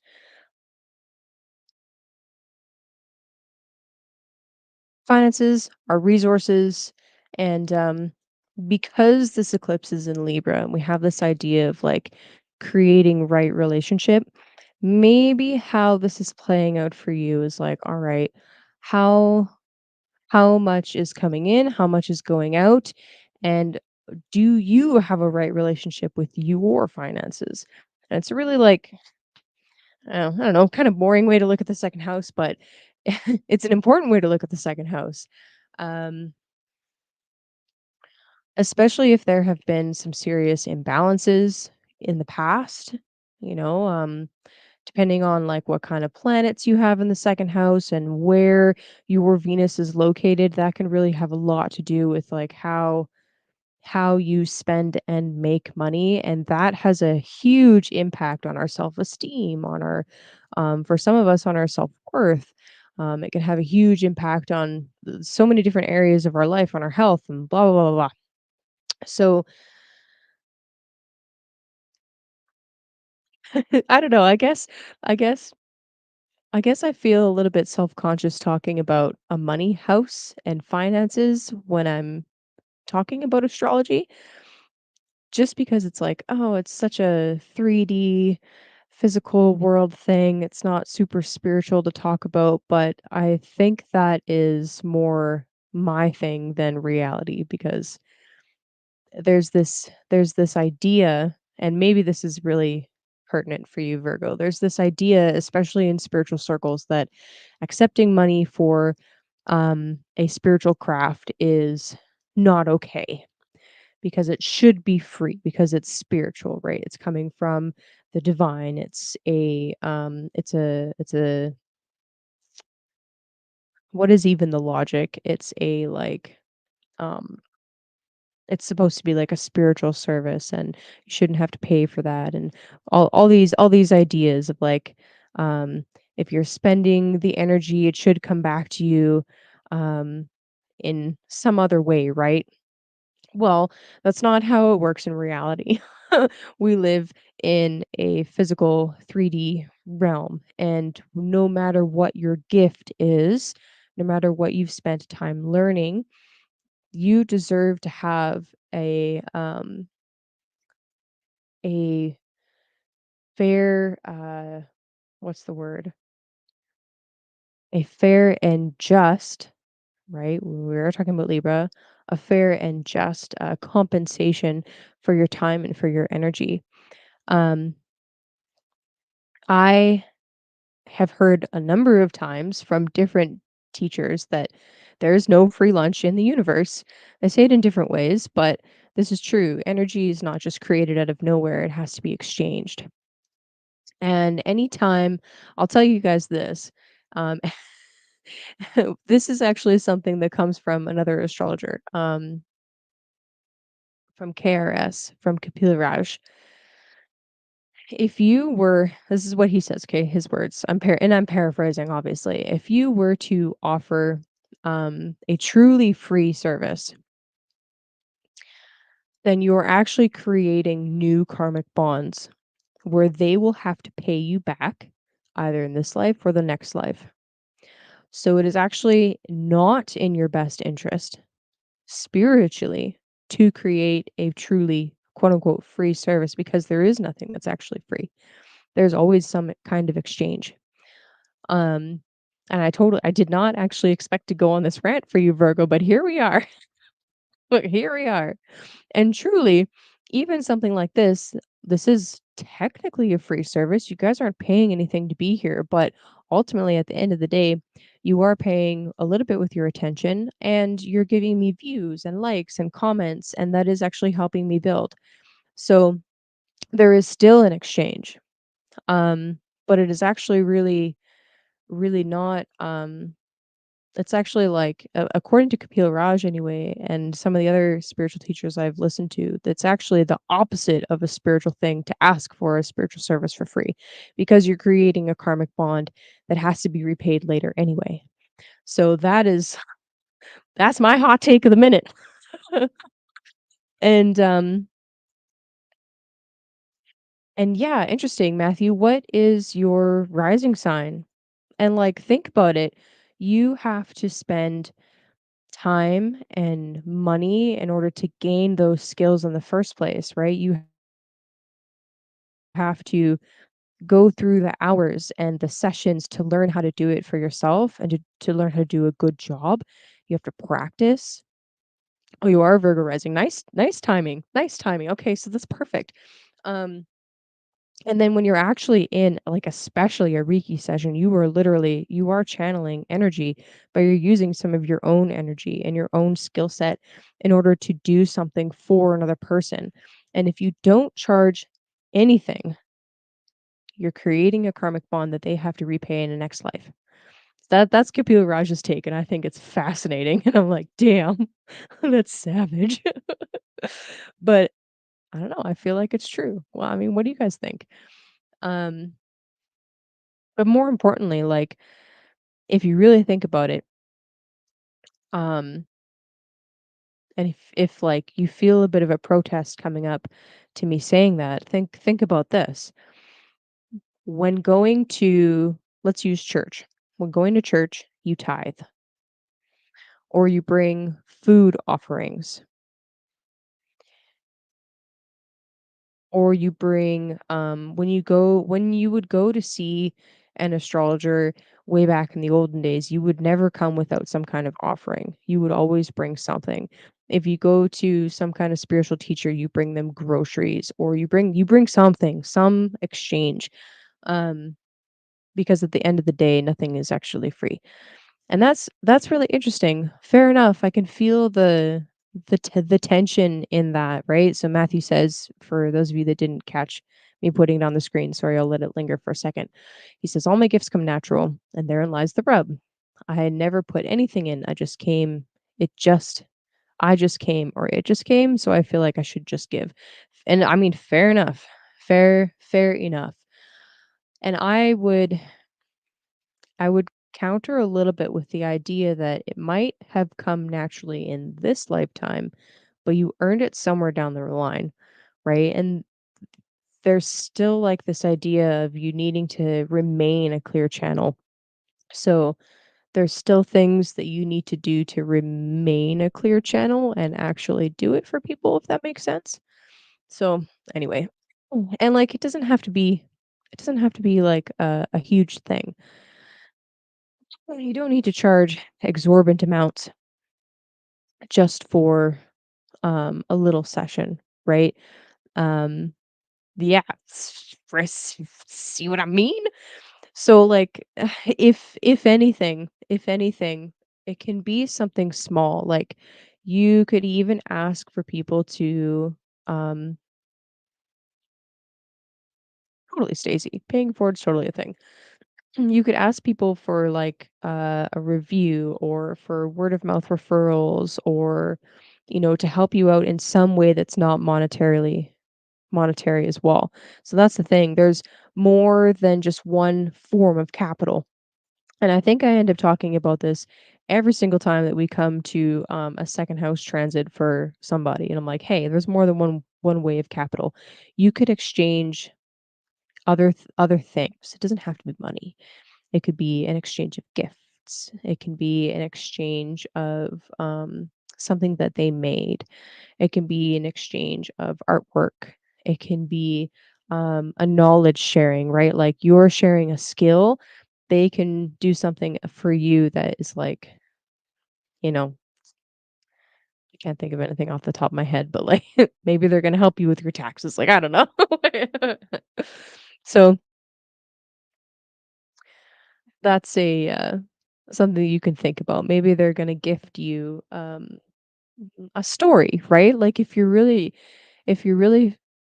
feeling uncomfortable with the monetary side of it, think outside the box, right? If they pay for it with a story or with a limerick or an art session or like something like that, it doesn't have to be money. It could be a dance, right? Or I don't know. I could list a billion different things, but a chicken,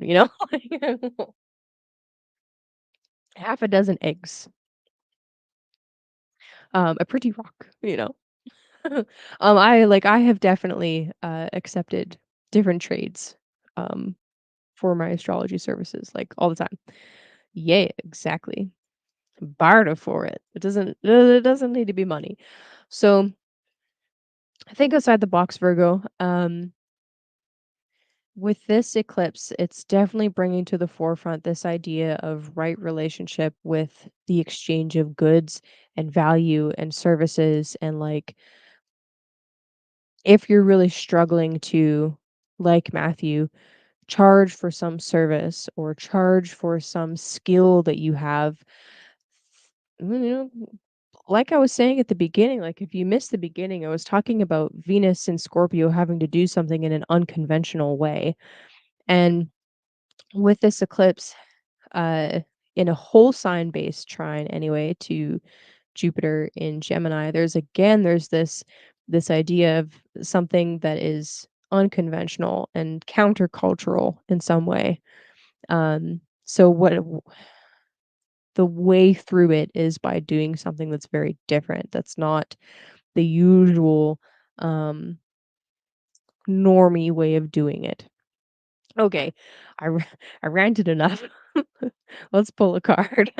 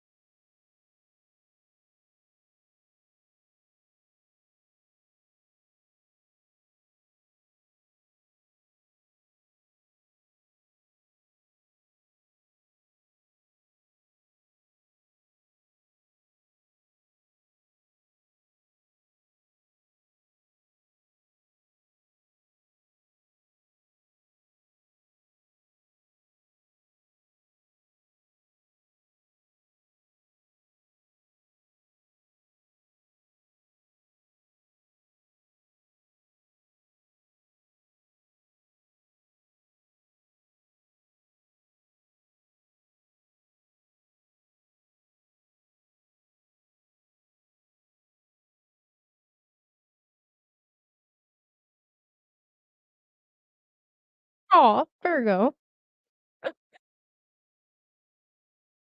The Page of Pentacles.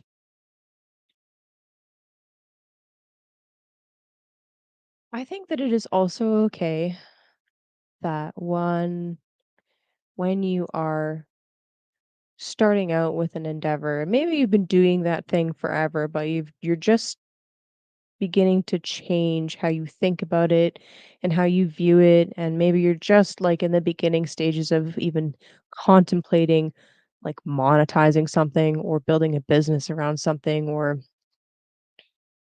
stepping into a more mature role financially and taking care of your physical self in a new way.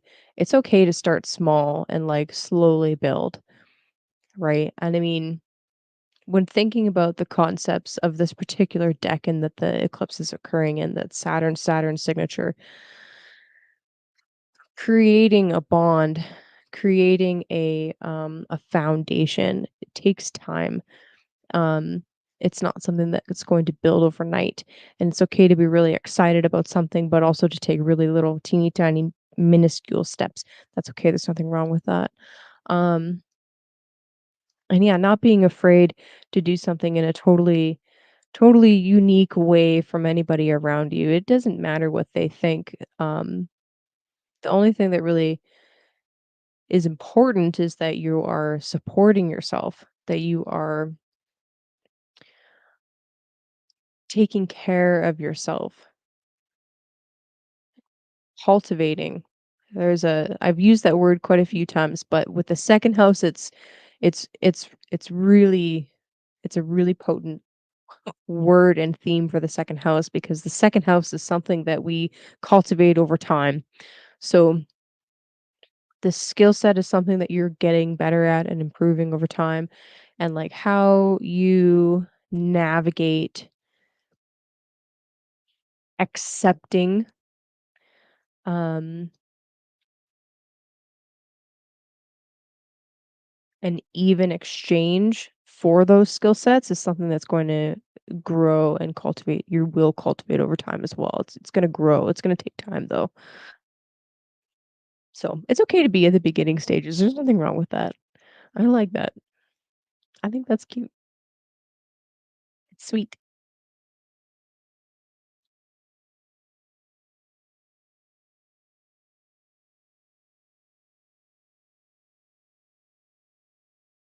Aw. Oh, one other thing, Virgo. As the eclipse axis is shifting, it is moving into your first and seventh house.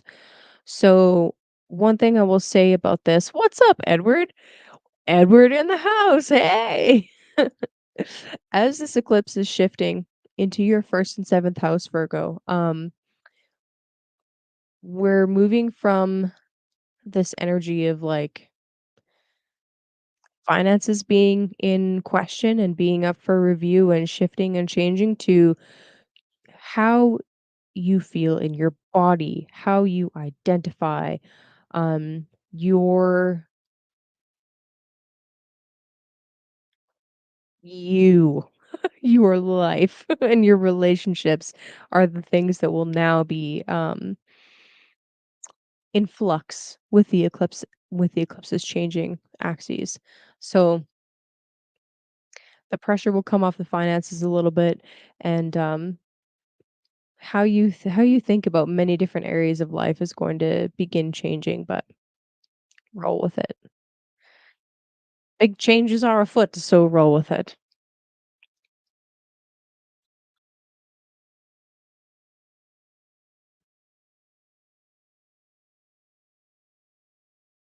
Libra.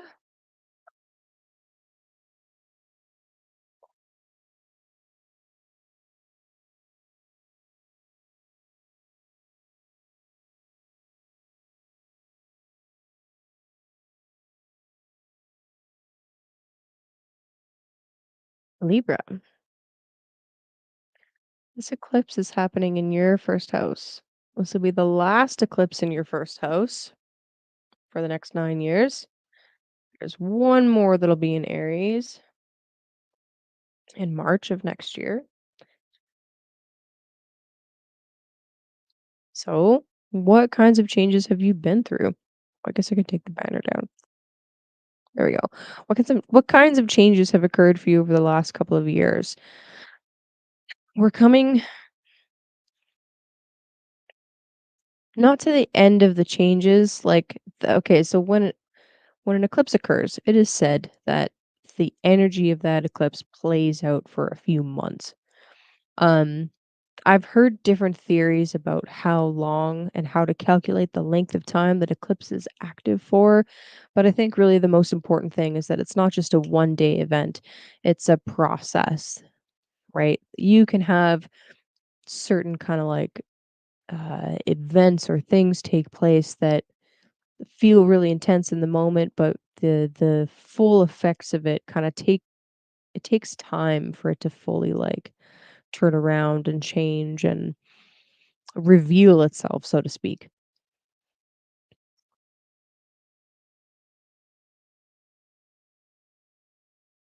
So with this last eclipse in Libra in your first house, what has been shifting with your body, with your health, with your identity? Have there been any big changes? Quite likely there has been. Eclipses on the first seventh axis tend to bring some pretty major life events for sure. So I'm curious, check in with us. How you doing? Ask your local Libra. Just a heads up also about Mars in your 10th house. So Mars will be transiting through Cancer for quite an extended period of time. He's entered what modern astrologers call the shadow period. He will come back to this degree in the retrograde. So Mars is going to continue through Cancer, enter Libra, turn retrograde, go back into Cancer, and stop at I believe 15 or 14 Cancer. I have to double check that, but there's going to be an extended stay of of Mars in your 10th house. So this is just something to kind of be aware of. All of your angular houses will be lit up and really active for the next few months.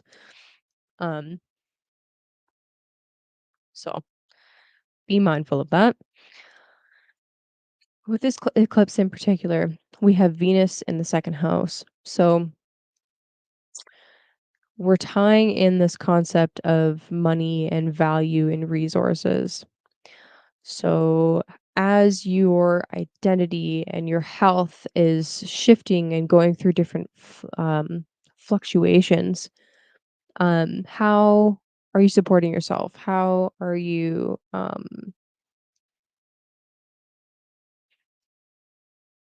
monetarily taking care of things? It's really warm in here. One sec. It was really windy earlier, so I had the window closed, but now it's a little toasty.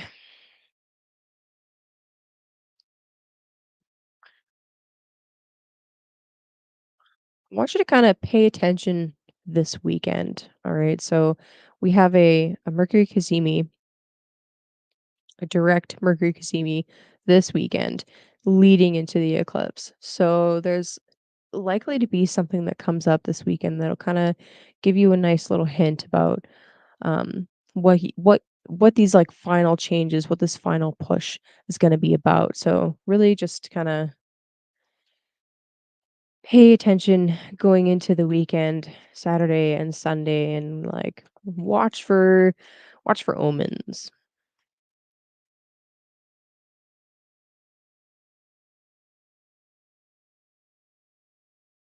For some of you, it can be about, taking on more responsibility in various areas of life. For some of you, it can be about just gradual shifts in how you view yourself in ways that you identify. Maybe you're realizing that you don't identify with a major part of yourself anymore, and that's okay. It's I think it's natural for us to shift.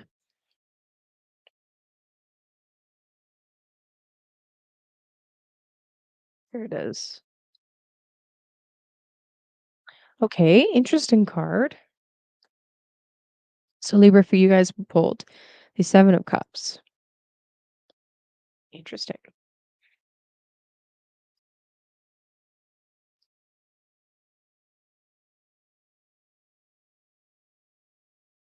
I almost get this sense of like there are pieces of yourself and maybe even relationships that you have been involved in or have identified with that you become almost disillusioned from, and it's like you know they don't quite fit anymore. Those pieces aren't quite clicking into place anymore, but it's taken some time to kind of sift through and realize like no, this actually isn't what I want. No, this isn't actually quite what I want. But I feel like it's one of those things, especially with the energy of Libra and the Saturnianness of this deck, and that you kind of have to feel into it. It's not going to be obvious. It's not something that you can just like look at and know. It's going to be more of a somatic based feeling of like, no, actually, I feel this in my bones. It's not right. There could be tons of reasons why logically it's perfect, right? Like there could be a million different pros on the pro con list, but there's maybe they're not weighted the same, you know?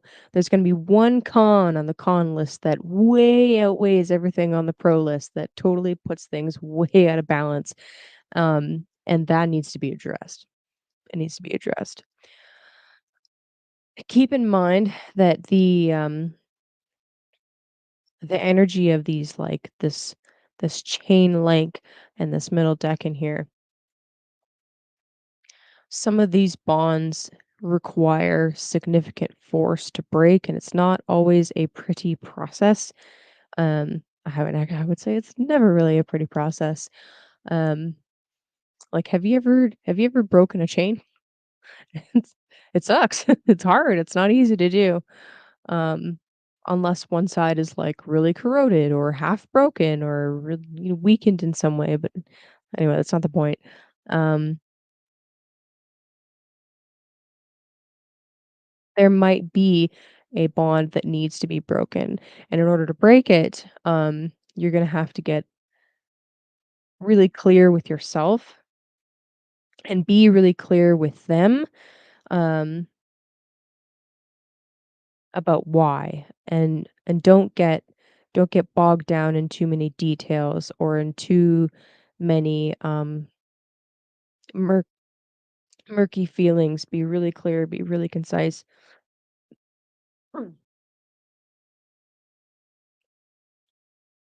Be honest with them.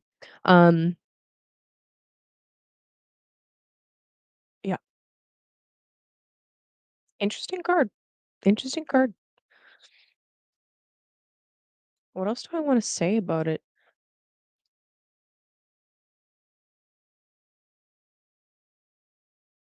Oh, what's up, Ronan?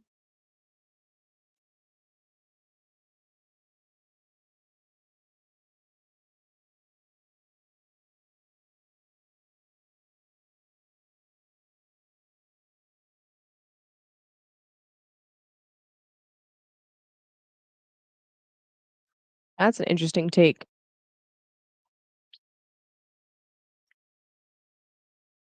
So the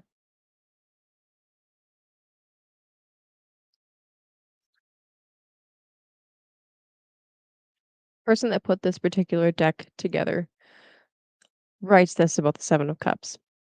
A man stands amazed before a kaleidoscope of visions emerging from 7 cups. Each offers a different focus for his next step on life's journey, but which is the right one? If all choices seem equally appealing, perhaps it is not time to choose. I don't get the sense that it's not the right time to choose, but I do get the sense that you need to use this concept of the Lady of Justice and stop trying to choose with pure logic or with what you can see. And like remember that this is the sign of Saturn's exaltation and it is about the darkness of the year, the darker half of the year taking over. It's not about the light, it's not about the obvious, it's not about the logical, it's about using the soma. the intuition, which really, I mean, you don't really associate like intuition and feeling with Libra, but there it is. As Moon and Sun Libra totally makes sense. Waiting and getting the answer through feeling the body, which sometimes is confusing, but as soon as I feel the body, the reality kicks in. Totally.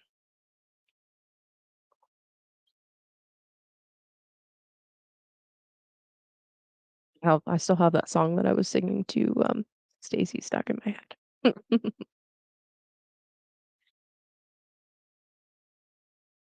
Scorpio. So bird dog, you didn't miss your sign this time. I'm going like in the quote unquote correct order this time. So you're you're good, buddy. All right, so Scorpio. For you guys, this eclipse is occurring in the 12th house.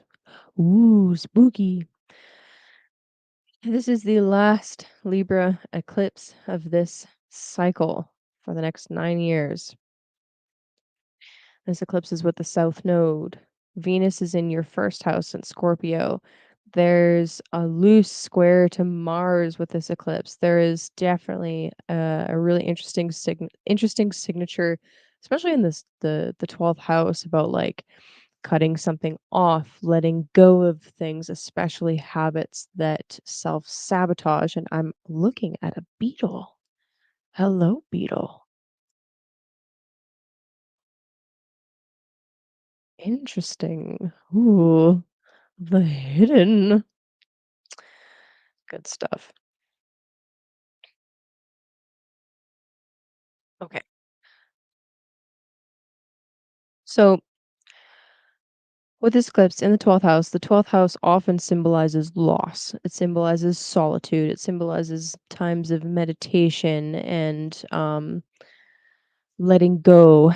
For some of you, it can be like, I mean, the 12th house is very varied. It can show up in some really interesting varied ways. It's like, oh, okay, we're talking about mental health or physical health, or it could be like, I work in a hospital. It could show up as either, right? So automatically, if you have 12th house placements, don't think that you're doomed. Okay, that's not it at all. Please don't do that to me. Don't do that to yourself, really. But having eclipse cycles in the 12th and the 6th, it's definitely brought to the surface things that you do to self-sabotage and what you need to let go of in that regards. For some of you, it can bring to the surface some really some really nice stuff about spirituality and like how can I connect more deeper and more authentically and create right relationship in in my in my spirituality. For some of you, it's highlighting mental health focus and the need to like really take care of your mental health, you know. This eclipse in particular is giving off the idea of like finally letting go and releasing some seriously deeply held karmic bonds. Some astrologers, some schools of astrology associate the 12th house with like ancestry, which I think is really interesting. I think it's Vedic astrology in particular that's like 12th house is your ancestors. I don't know if I 100% agree with that, but I think it's definitely an interesting concept. What do you mean? Why do I have so many letters in my name? Because my dad is Gaelic and we decided to give it a Gaelic spelling. And I say we, yeah, I didn't have any conscious control over that, but I ask myself this question every day. But you know what? There's an advantage. I'll tell you this. I will tell you this. Um, if I'm talking to a sales guy and they spell my name wrong, well, then they can't get a hold of me. Bonus points. Okay. Anyway, Scorpio. Oh, girl. Yeah. Good stuff. So with Venus being in your first house, I feel like This is actually, in a weird way, helping you connect with the energy of the eclipse. So I kind of feel like it is, in a really unique way, allowing you to recognize and see the very physical, real effects of some of the things that you're doing or some of your mental health habits or your spiritual habits. It's like it's playing out through your body. And this eclipse is really, really helping you ground down the realities of some of your practices and what they're physically, the physical manifestations of those.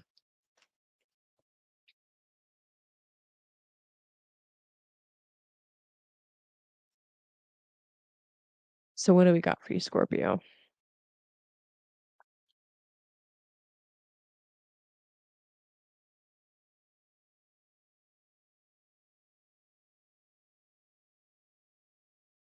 Oh, I like that. Okay, Scorpio. So you got 2 cards, the Ace of Cups and the Five of Swords. They came out like this. I like this. So first step, number 1, cutting something out. The Five of Swords absolutely is speaking to the need to cut something out and walk away from something. And actually finding comfort and beauty and, harmony all on your own through solitude even. Um Cutting losses, recognizing where those losses are coming in and like ixnaying them. It's like, okay, yeah, I'm finally recognizing where I'm bleeding money, so to speak. That's not what the 12th house is about, but just stick with me. I'm seeing where I'm bleeding money, bleeding resources, swords, right? Where I'm um losing more than I'm gaining. And then once you do that, once you cut it off, once you break that bond, right? We are talking about a decan that deals with chains. Bam! Ace of Cups. Yeah, baby. There's an order of operations that has to occur. Step 1, cut that bitch out. Step 2, question mark, question mark, question mark. Step 3, profit, but like with the full cup instead of money. Um,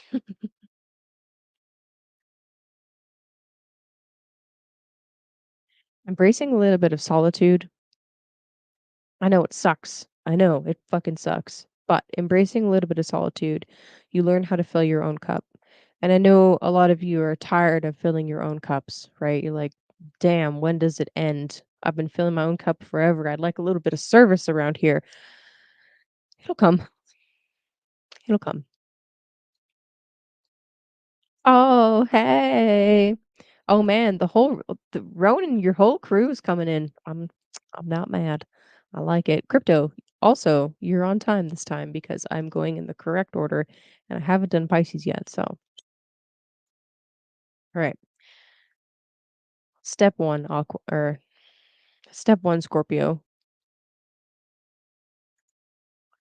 Cut out the bullshit. 12th house. Take the loss. Accept the loss.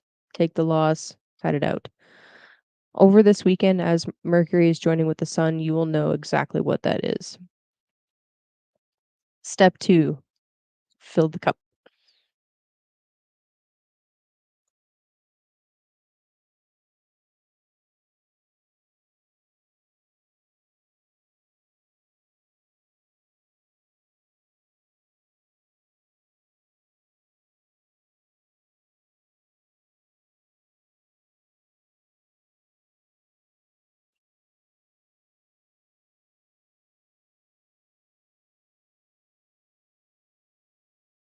The message is to power up. You got this. Put in the work and be the full on alchemist style or shaman monk mode. Engage. Hell yeah. I like that. Alrighty. So next.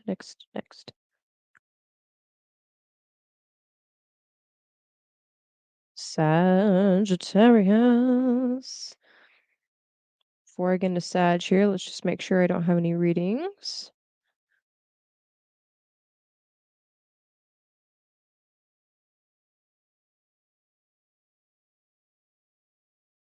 Hey, haven't missed anybody. Good, good, good. Okay, Sagittarius. Y'all need to check in on your Sag. Saturn in the fourth house has been savage. It's been savage already. For you guys, this eclipse is happening in the 11th house. So the 11th house, I talked a little bit about it previously, and the last time these eclipses came through, it definitely talked about it, but 11th house has to do with our hopes, our dreams, our wishes, and most importantly, it has to do with the people that we meet along the way that help us reach those loftier goals that we have. The 11th house is also one of the financial houses. It has to do more specifically with some of our longer term, um, sorry, not long term. It has to do with like the things that we get rewarded with. So if you get any like scholarships or you get some kind of financial reward, that's the 11th house. Um, I've heard some astrologers talk about the 11th as um the 11th and 5th are tied to gambling somehow. So that's an interesting thread to follow for some of you. But anyway, Sagittarius. An eclipse in the 11th house. I remember everybody's sign. Except for Edward. I don't remember Edward's sign. I feel bad about that. But anyway, uh, an eclipse in the 11th house, the last eclipse in this series for the next 9 years in the 11th, you're really looking at um, some of your wider network. Who do you actually want to trust as a friend? Who do you want to bring into the fold? What kind of, and actually, the 11th can be tied to the groups that you associate with as well. What kind of groups do you want to associate with? Um, some of you might actually be sorry. No. Some of you might actually be, like, finding yourself trying to join a new group. And this can be a difficult process, right? Like, you have to see if you fit in, you have to see if they like you have to see if you vibe with them, if you click, if, they don't have some weird culty thing going on, you gotta make sure they're not a fucking cult. That's an issue, you know? Um, thanks, Ronan. Appreciate you. You're the shit. Um And while going through this process, you might find that you'll enter a group and then leave a group and then enter a new group and then leave that group because it's just not vibing right. And that's okay. Like this is a process. With the eclipse being in Libra, we're trying to cultivate a right relationship. We're trying to cultivate um an equal relationship. You might even find yourself, for some of you, being involved with some kind of group that is focused on like justice or focused on like fighting for some kind of underdog. That's a really strong symbol with Libra.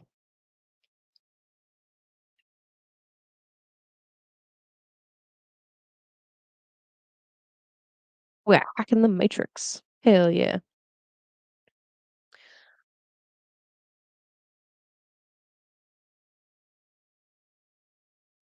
You might be deciding that certain scenes just don't resonate with you anymore, especially if you're trying to cultivate a certain kind of image.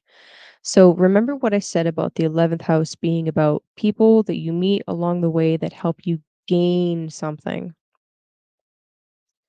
So, if the 11th house helps you gain something, it's specifically talking about the fact that planets in the 11th house are on their way to ascending into the 10th. They're on their way to culmination. So there's this concept, this idea there of like they're next to ascend into the highest point of the chart. So take that idea, take that concept and just like roll with me for a minute here, all right? So if you are trying to cultivate a certain image, 10th house, you want a certain reputation, you want to, excel in your career or whatever the fuck. You need to have allies, 11th house, that help you get there. Does that make sense? I hope you can see my hand motions and they're making sense. Maybe I should go this way. Oh, it's reversed for me. Damn it. Okay. 11th house, 10th house, 11th house, 10th house. Planets in the 11th rise to the 10th. You want to meet people, you want to cultivate relationships, you want to join groups that help you get to the 10th house. What that relationship, what that 10th house reputation ends up being is going to be largely dependent on what you do with the 11th house. So, even though this isn't an angular house, even though this isn't it doesn't it doesn't feel like an important eclipse, it actually is. You're laying some really important foundations. The types of friends that you make around this time, the types of friends that you cut out around this time, equally as important. Um, how you spend your time with groups, what types of groups you associate with, they're all building towards the 10th. They're all building towards the culmination point. So it's important. We won't we we want we want to cultivate right relationship, right? Okay, well, do it, Sag. Do it. Feel like this helps us keep track of it. All right, so let's see what card you got.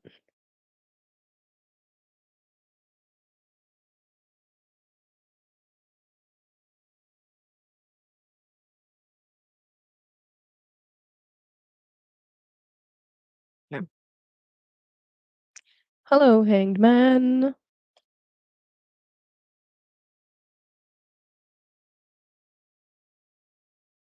So something I've noticed with the Sag rising in my life is they're going through this really interesting period where I didn't even really talk about Saturn in the fourth, except for right at the beginning. Saturn in the fourth is really challenging for some of you. Um, but anyway, they're going through this really interesting time period where they feel like their hands are tied.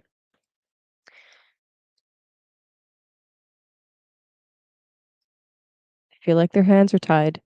They feel like they are unable to take the actions that they want to take. They feel like their efforts are leading them backwards in some way. They're being hamstringed at every step of the way. It's like, I want to do this. Nope. No, you're not allowed. I want to take this action. Nope, not allowed. There's a major perspective shift that needs to happen. And it's almost like you're being held back from some of those things for a very specific purpose, for a very specific reason. This eclipse is about cultivating right relationship with groups and with friends, but I think it's playing out on a deeper level for some of you, and on multiple levels for some of you. So have some patience.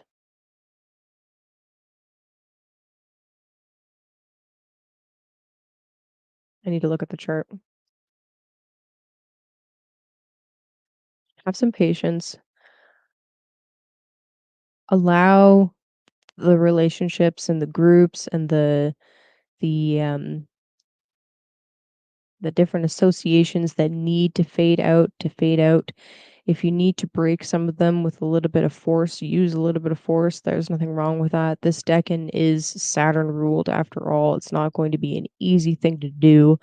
Um, but whatever groups you're trying to associate with going forward, you want to build them in a healthy way. You want to build them in if you want them to be long term, you have to lay that foundation down.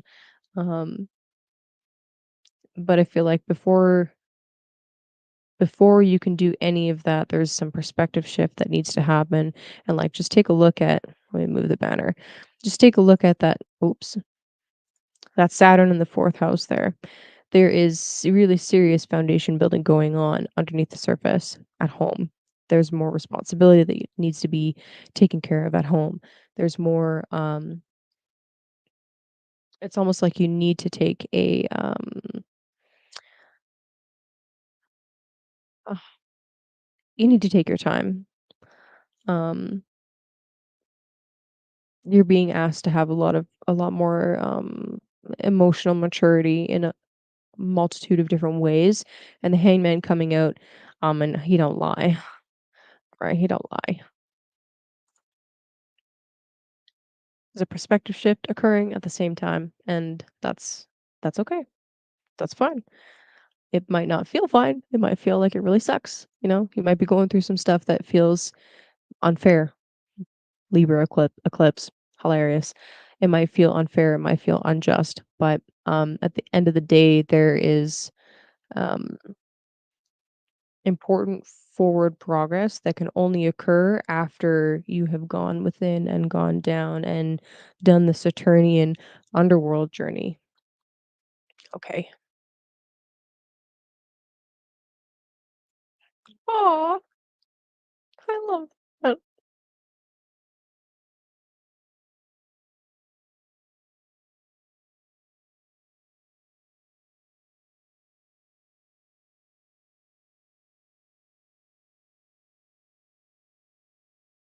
Damn, Sag. Oh, okay. Capricorn. Capricorn. Speaking of earth element.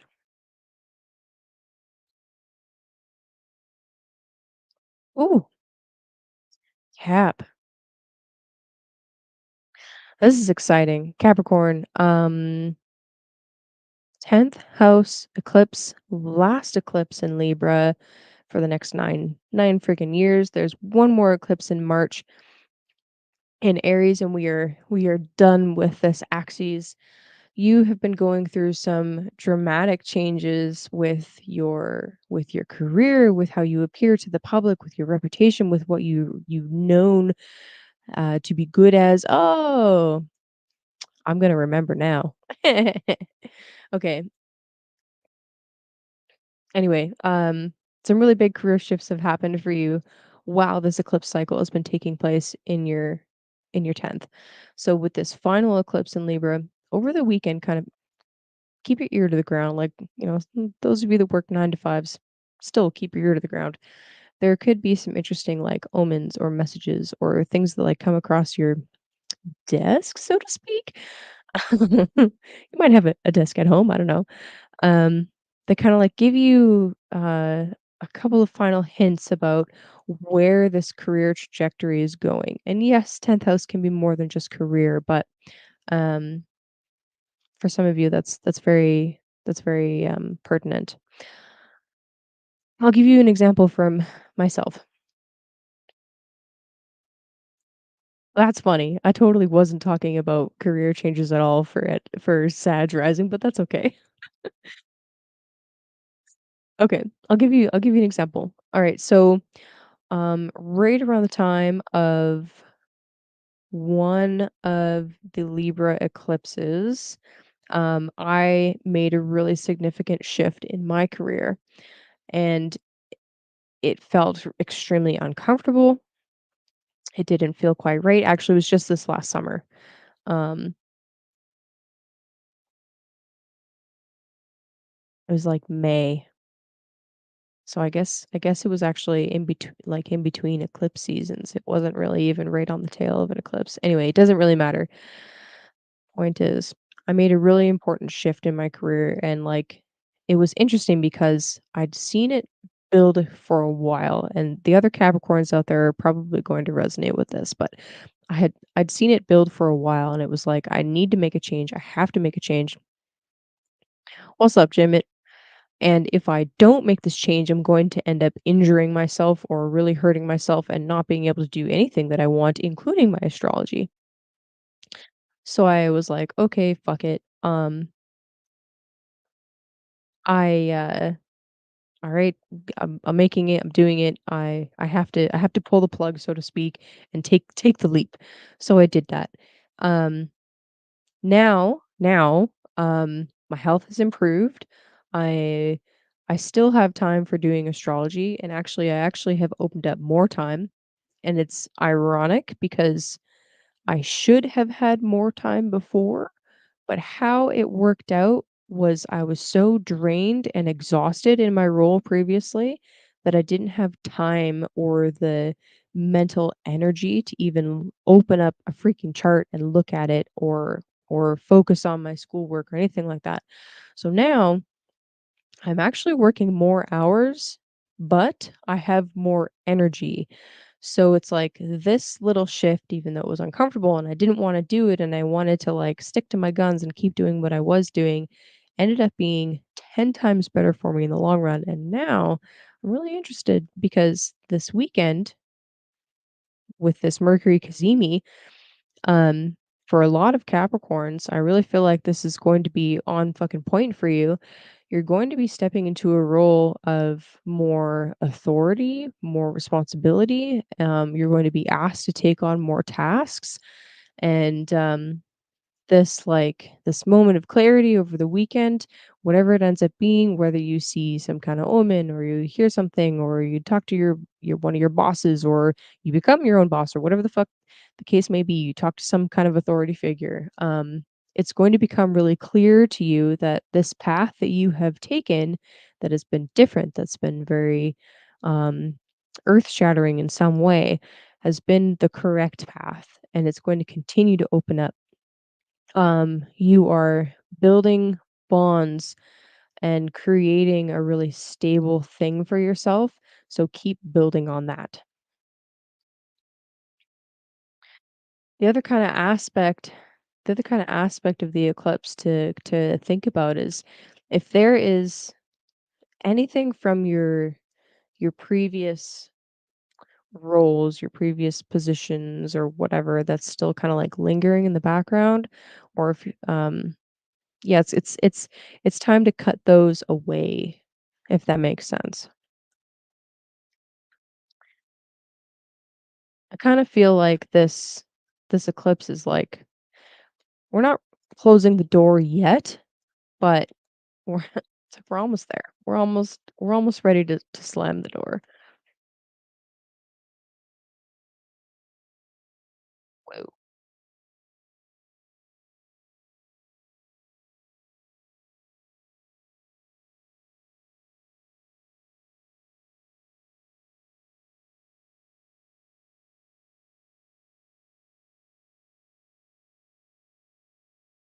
Fair enough.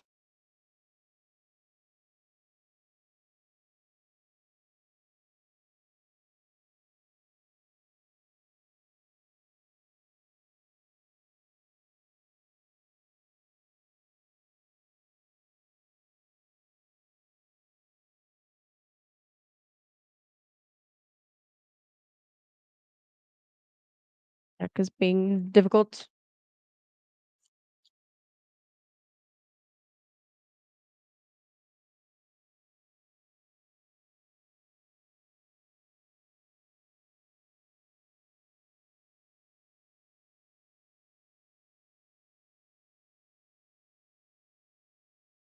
Is so funny.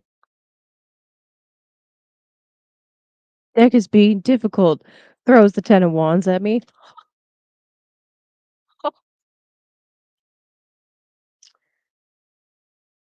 Capricorn, be careful that you're not taking on too much. Um, I I didn't I didn't mention the upcoming Mars retrograde yet. So, well, I probably should. It is happening in your seventh house, and if you have any like personal planetary placements in Capricorn or in Cancer, especially, it's going to be more pertinent for you. So while you are growing into this new career path, while you are expanding your horizons, so to speak, and like perfecting your slideshow and like working on your multiple streams of income or whatever it is that you're doing, um, be careful not to burn yourself out by taking on too many roles. It is okay to delegate. Okay, so it's okay to delegate, and, like, I don't know, don't feel bad about stepping into, like, an authoritative boss position, which is stereotypical to talk about with Capricorn, because everyone's like, "Oh, Capricorn's the boss of the zodiac." That's not true. It's not fucking true. Don't give in to that bullshit logic. It's not. That's bullshit. It's not. But in this case, we are talking about eclipse in the 10th house, so it is important. So be mindful that you're not taking on too much. Allow yourself to rest. You don't have to overwork yourself to the point of exhaustion. Um, remember to take care of your body, especially with this Mars retrograde coming up. If you have personal planets in Capricorn, this is a message to myself as much as it is a message to you guys. I have my moon in Cap at the end of Cap. Um, Do not overburden yourself. As Mars is doing his little dance through Cancer, um, if you have been burning the candle at both ends, or three ends, or six ends, or 10 ends, uh, it's going to be very obvious, and you may crash. So be aware of that. Take your time. Do a good job, go slowly, delegate some tasks. You don't need to maintain control over every little aspect of it. It'll be okay if somebody does something else for you. And if they fuck it up, they fuck it up. That's okay. Oh well. It's okay. Um, it won't be the end of the world.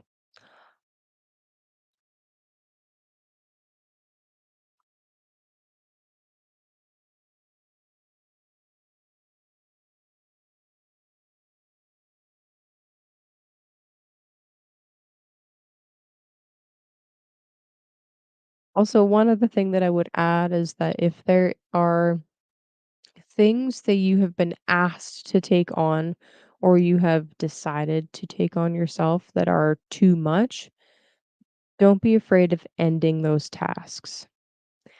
It's like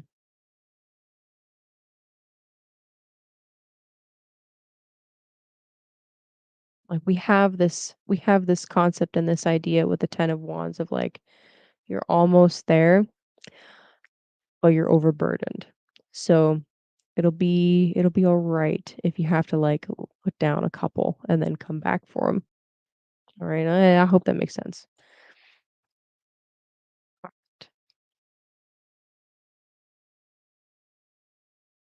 Aquarius. Aqua.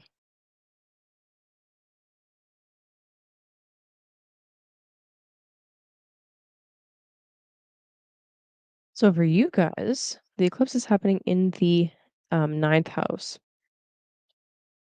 So the ninth house is most closely associated with our spiritual and our religious values and ideas. The ninth house is the house of the grand vision, actually. So let me talk a little bit about this. All right. So the ninth house is the joy of the sun. All right. This is with the house where the sun rejoices. There's there's ideas in ancient astrology about the ninth house being the place of a grand vision. So, with the eclipses happening in the ninth and the third, and this being the last eclipse in the ninth, um, for the next 9 freaking years, 9, 9, 9, 9, 9, 9, 9, 9, 9, 9, 9, 9, 9, 9, last eclipse in the ninth house for the next 9 years. Um, I'm cu- I, I'm curious about what your dreams have been like, and if you have been having visions in your dream about different beliefs that you have, different spiritual practices, about things that you want to put out to the world, things that you want to teach the world. Um, I'm really curious about that kind of stuff. Like, have you been working, and I feel like I say this a lot of the time. I feel like I say this specifically when you come in the chat, Ronan. I don't know why, but what have you been working on in the background that's like it's time to finally release to the public? The ninth house can be associated with like our publications. So like if you were to publish a book, for example, um, during a major ninth house transit, perfect time to do it. Um, if you were to teach something, um, it's your ninth house being activated when you're teaching. Um, Ninth house can also be associated with like higher education. So like going to study under somebody, whether you're taking on some kind of apprenticeship role or some kind of like mentor student role or a formal college of some kind. That's ninth house as well. So with this eclipse cycle, for some of you, it can be as plain and as mundane as yeah, I started back to school doing blank under this eclipse cycle. Like wow, it could be really simple like that. Or it can be like, hey, I've had visions about this. I've been thinking about this. I've seen syncs about this. And now I've been building it in the background. And yeah, you're right. It's time to release it. I'm going to teach some people my ways and do some things and publish this whole series and blah, blah, blah, blah. It could be super, super grand or it could be super minor. Since we are talking about Libra and the scales and this idea of like cultivating right relationship, when it comes to your spiritual practices, ninth house, right? Um, are you in an equal give and take relationship with teachers, with quote unquote gurus? Are you in an equal give and take relationship with your spiritual practices? So like I'll give you an example. Some people, not saying you guys, I think you guys are pretty bang on. Uh, some people want to ask for things through, say, prayer or through, say, ritual or ceremony or whatever. And they want to ask for things, but they're not offering anything in return. Now, I'm not saying that good spirits don't just give things um, without asking for anything in return, but coming to the table with an offering is kind of like a show of good faith.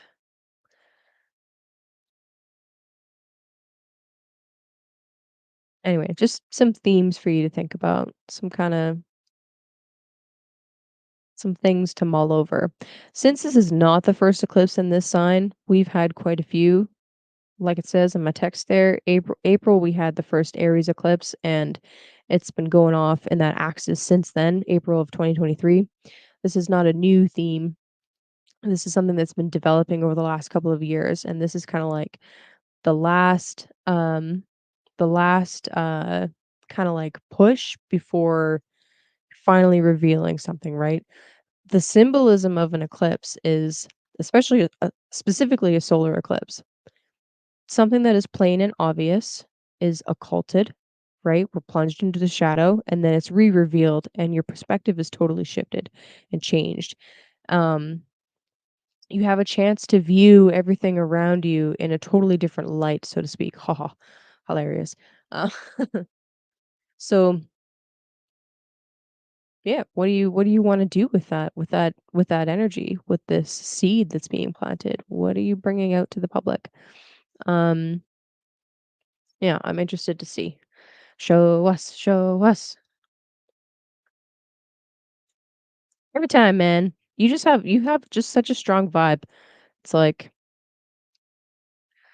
I don't know. I vibe with you, man. I'm like, "Oh yeah." I don't know, there's just I think it's you. It's like you have this this energy of like I'm doing things in the shadows and eventually I'll tell you secrets, but like not yet. Like I don't know.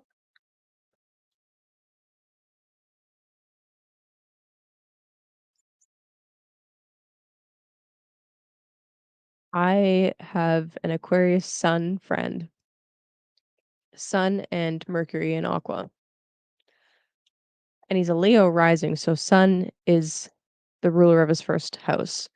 And I swear to God, he doesn't follow astrology. He does not follow astrology. So he would have no knowledge. See where I'm going with this? He would have no knowledge that like the motto of Aquarius is I know. But that motherfucker is so smart. He's so freaking smart. Um and I would tell him something like, "Hey, I'm dealing with this thing." Or like, "Hey, I'm having some really intense emotions right now."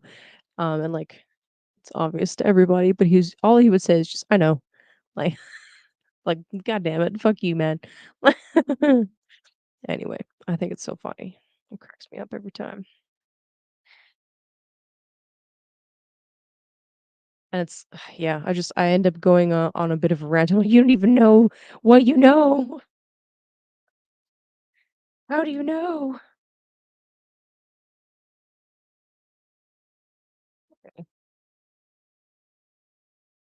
All right, Aqua. What what card do we have for you?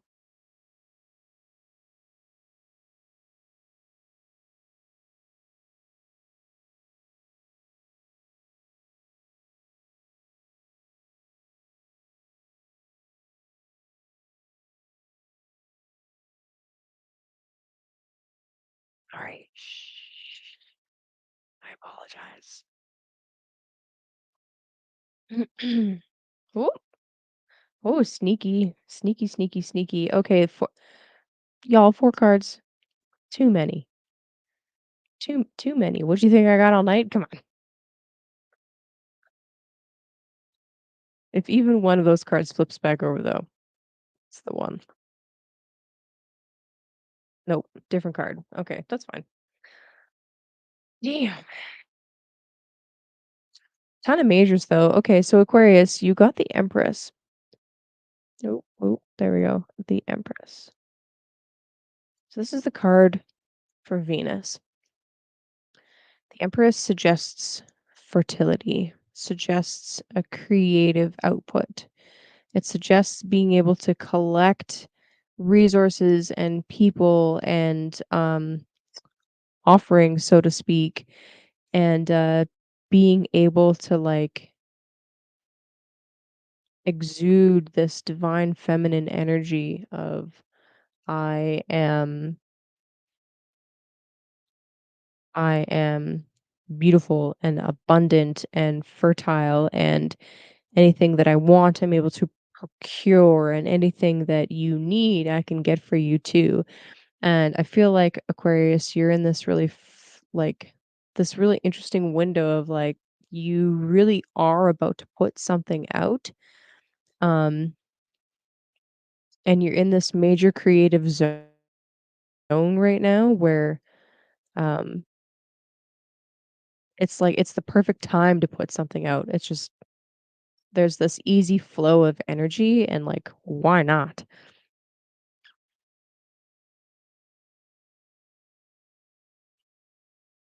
I wonder why 4. I mean, the Empress is the 3,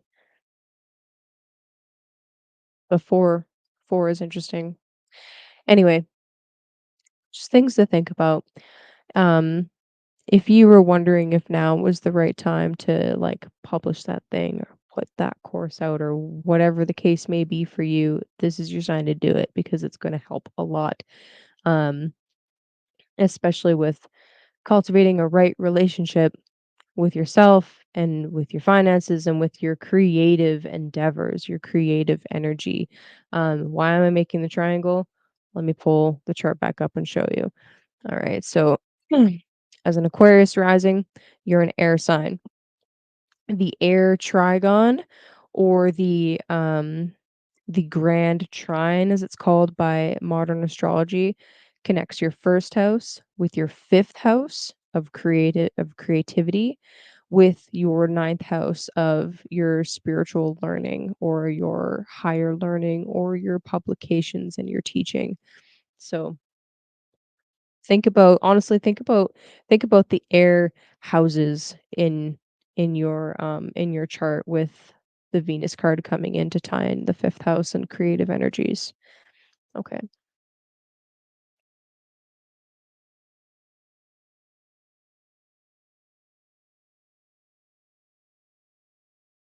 Pisces. Pisces. All right, Pisces. So, last Libra eclipse for the next 9 years in your eighth house. So this eclipse series has been going on for quite a little bit of time. This particular eclipse in the eighth house, this will be the last one in Libra. Um, we have one more in March in Aries.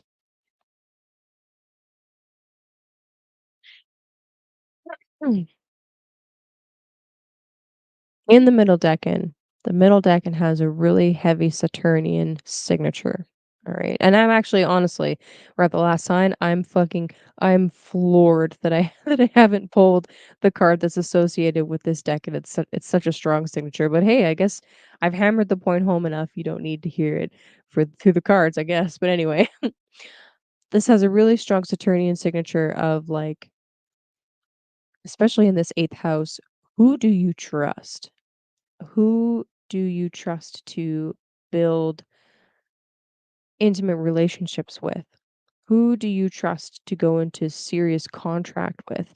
The eighth house is about all kinds of different contracts, karmic contracts and physical 3D contracts. It's about other people's resources. It's about the debts that we owe to other people and that are owed to us.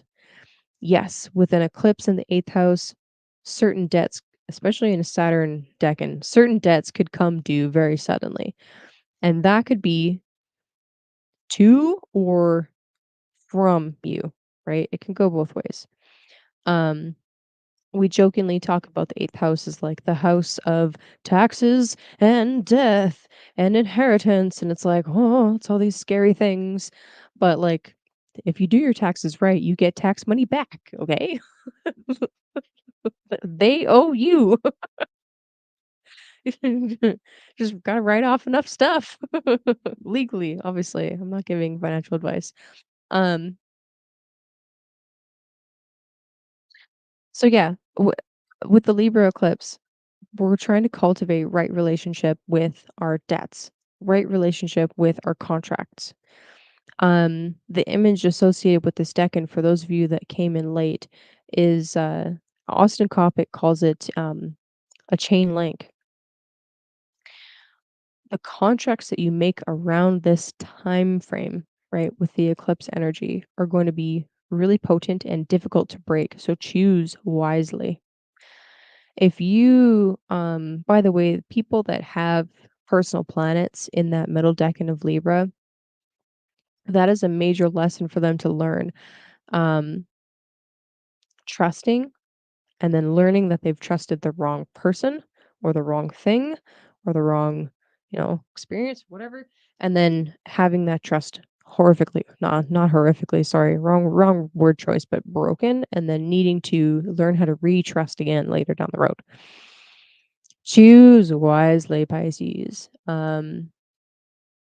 Vet properly. But at the same time, like, don't be afraid to trust again. You know what I mean? Like, for those of you that have experienced heartbreak, who have experienced betrayal, ultimately, at the end of the day, you do need that experience, right? Like the eclipses can have this effect of dramatically removing something from your life only to replace it. So this brings to mind in the eighth house this idea of like, yes, I've gone through heartbreak. This decan is associated with the three of swords. Okay, heartbreak. Yes, I've experienced heartbreak. Yes, I've experienced a strong bond breaking, but it's time to make new bonds. It's time to make new contracts. It's time to become entwined. That's an eighth house theme with something again. So this is not a new theme. It's something that's come up uh quite a bit over the last few years, I'm sure. Um, if there is any debts that you owe, they very well could come up for you to complete. Like there's at the same time as we're talking about like building something strong and something that's going to last a long time, we're also talking about the need to cut out and complete and end old contracts that are no longer good. Um, whether that's monetarily, whether it's spiritually, whether it's intimately, it could honestly it could be all three. It could be all three.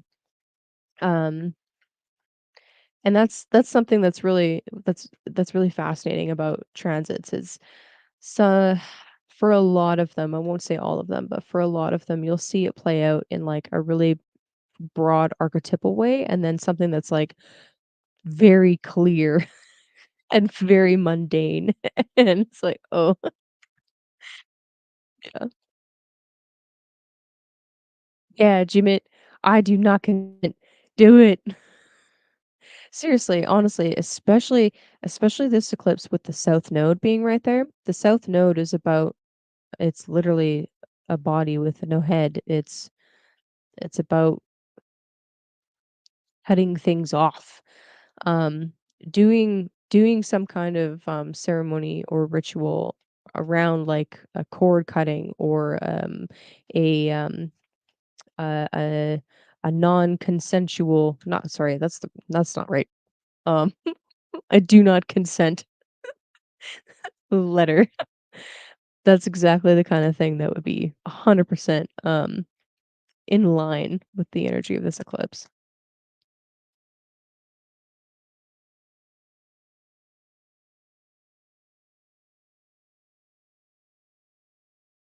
Of it.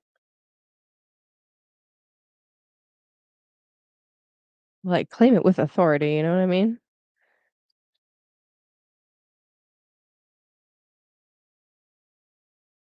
All right, Pisces. You got two cards. So we have the magician, and the six of swords. Shh. I misspoke. Jesus. All right. So the magician and the six of swords.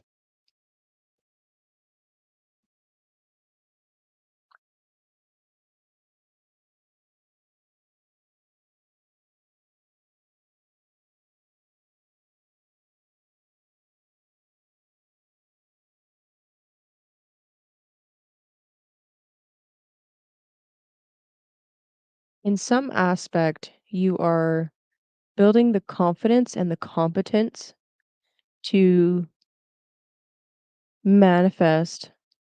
I hate using that word because it's so overused, but to manifest. And I kind of feel like for some of you, this is about like moving away from more turbulent, um, unstable times and situations and places and relationships and finding yourself headed towards more stability and more, well, a better, uh, a, m- a more just equal partnership. And in order to do that, you have to be able to I actually really I love the magicians coming in because we have the Mercury Kazemi this weekend before the eclipse.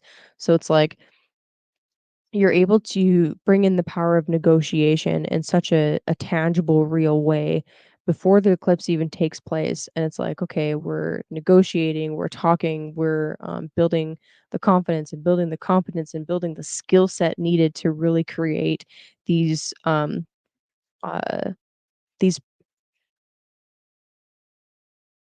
actually equal contracts. It's like if you have ever studied contract law or if you've never studied contract law, this is the kind of eclipse that would be a really good time to do that. Because it's like, okay, anytime you sign something, you're contracting. And it goes so much deeper than that and so much so much wider than that. There's so many scenarios where we don't even realize that we are in contract with something or some entity, and we are, and we actually do have an opportunity to, like, counter their offer or counter their statement, and we don't, because we don't know that we can. Um, this could be a really good time to, like, really learn about that, um, and find ways to, like, properly settle debts and properly settle, different karmic contracts, soul level or not. Um, yeah, I really like that for you, and I feel like doing so, is going to help, like, steady the waters quite a bit and bring you into a more stable place.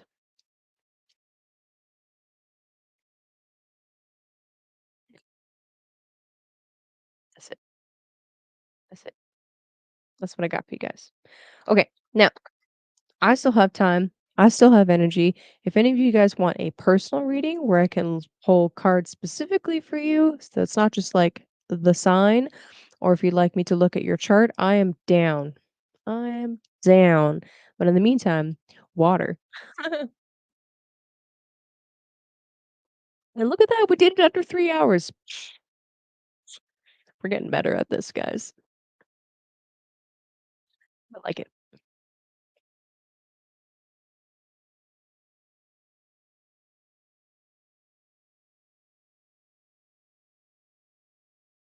All right.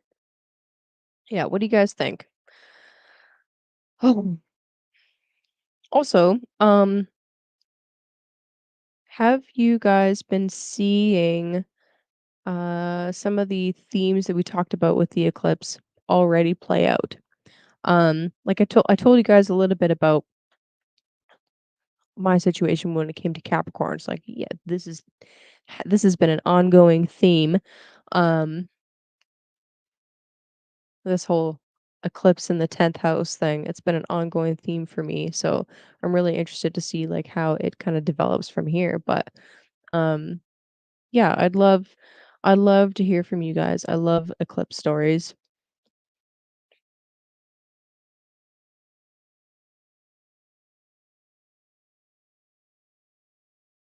They are the best.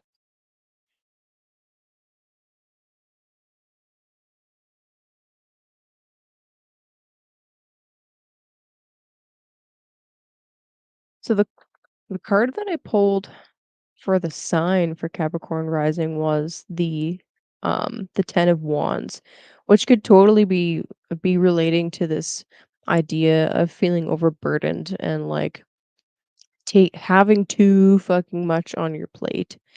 Um too much on your plate, needing to delegate, needing to put down a couple of tasks, and also just needing to endure and stick it out for just a little bit longer.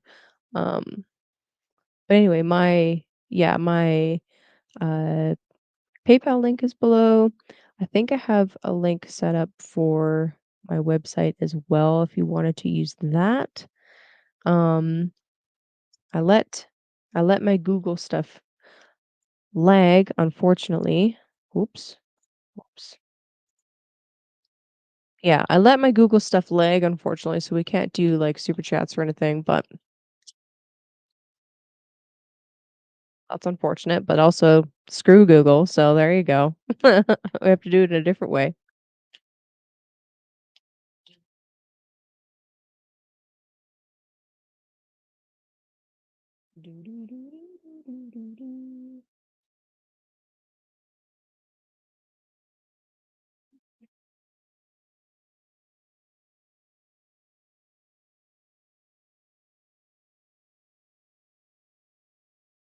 Any of you guys have to work tomorrow? I gotta work tomorrow. Speaking of speaking of 10th house stuff.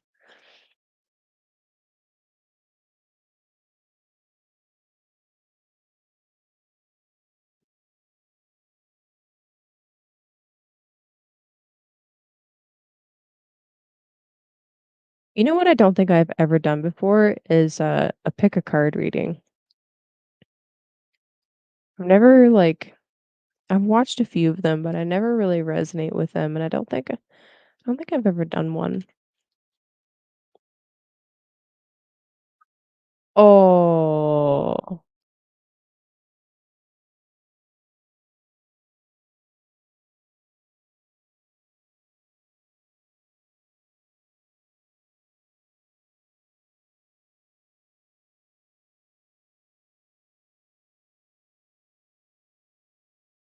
is that code for your, yeah, oh, you're welcome, crypto. Is that code for your work? You don't actually work at McDonald's, do you? Do you really? Not judging, not judging. Just the beeping would drive me crazy. Oh, I'm sorry. I'm sorry.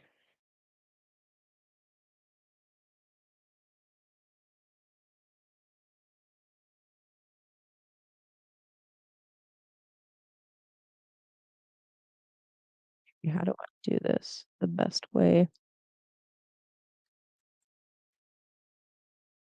Um, I'm going to put my Monero address on my Telegram.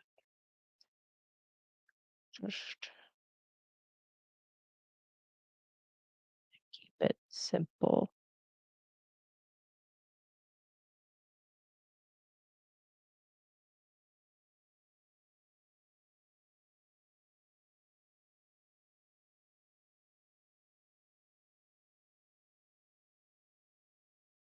Hey man, no judgments.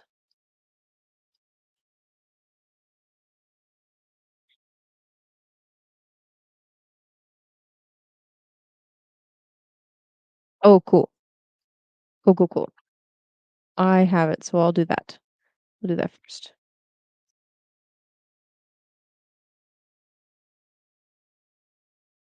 Um,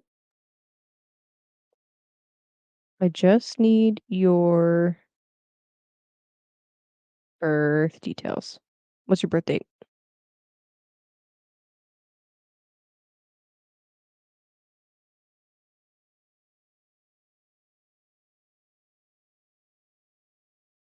Oh, that's tough. Like Leo sun, Sag sun. That's rough. That's tough. Not rough like it's bad, like it's nice to have the suns in a similar element. It's not necessary for like a long-term relationship, but that could be fun. Okay. Art. So, heck yeah.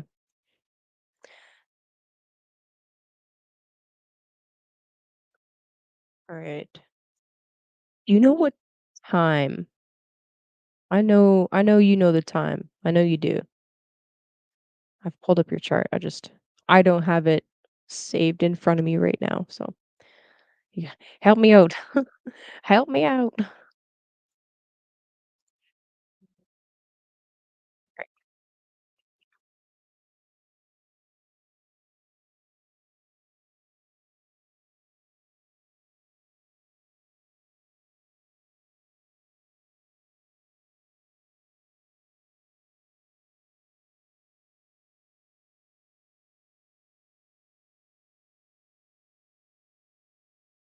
Fine.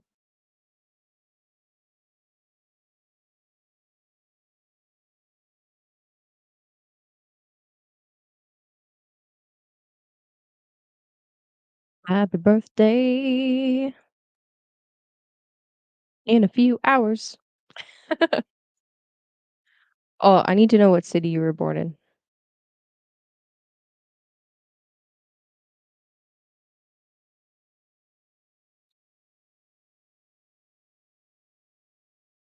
Aw. I s I don't say it's rough because I'm getting any, like, intuitive insights on, like, that's a rough combo. I actually think it could totally work. I think you need to look at more than just the suns to really, like right, thank you. Thank you. I think you need to look at more than the suns to look at compatibility. But, yeah, off-roading is fun.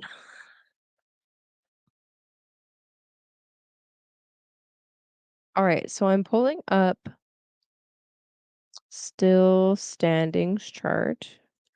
Going to look at a little bit of transit stuff. I've been to Buenos Aires, by the way, one time. Beautiful city. Wild that there's so much like really intense stonework. I took a bunch of pictures of like and the ships that were there. Oh my gosh, I forgot about that. Um yeah, I went to South America for like a 2-week thing, and we stopped in Buenos Aires, and then we went to Paraguay, and, toured around Paraguay, and but while we were in Buenos Aires, we had, like, a really long layover before our flight to Paraguay, so we did a little tour around the city and looked at some stuff, and I took a ton of pictures of, like, these old stone buildings and some of the symbolism on the sides of the buildings, fucking wild, and, I just remember there being this, like, massive, like, sailing ship, like, I hadn't seen any ship with sails in a long fucking time, but there was one in the port. It was cool. It was a really cool experience. I also remember that they were smoking in the mall, fucking mind-blowing. We've not had smoking in public places for a very long time here, so that was crazy. Oh, okay, of course. You are going to be massively affected by this eclipse. Yes. Awesome. That's good. That's good. This is how it goes. People are like, "Hey, this is gonna be exact on my birth chart. Let's talk about it in 5 minutes." And I'm like, "Fuck." Okay, we could do it. Let's do it. So 22 Capricorn. Let me move my screens around a little bit. Want to see the chat. Okay. Okay, cool. Okay, so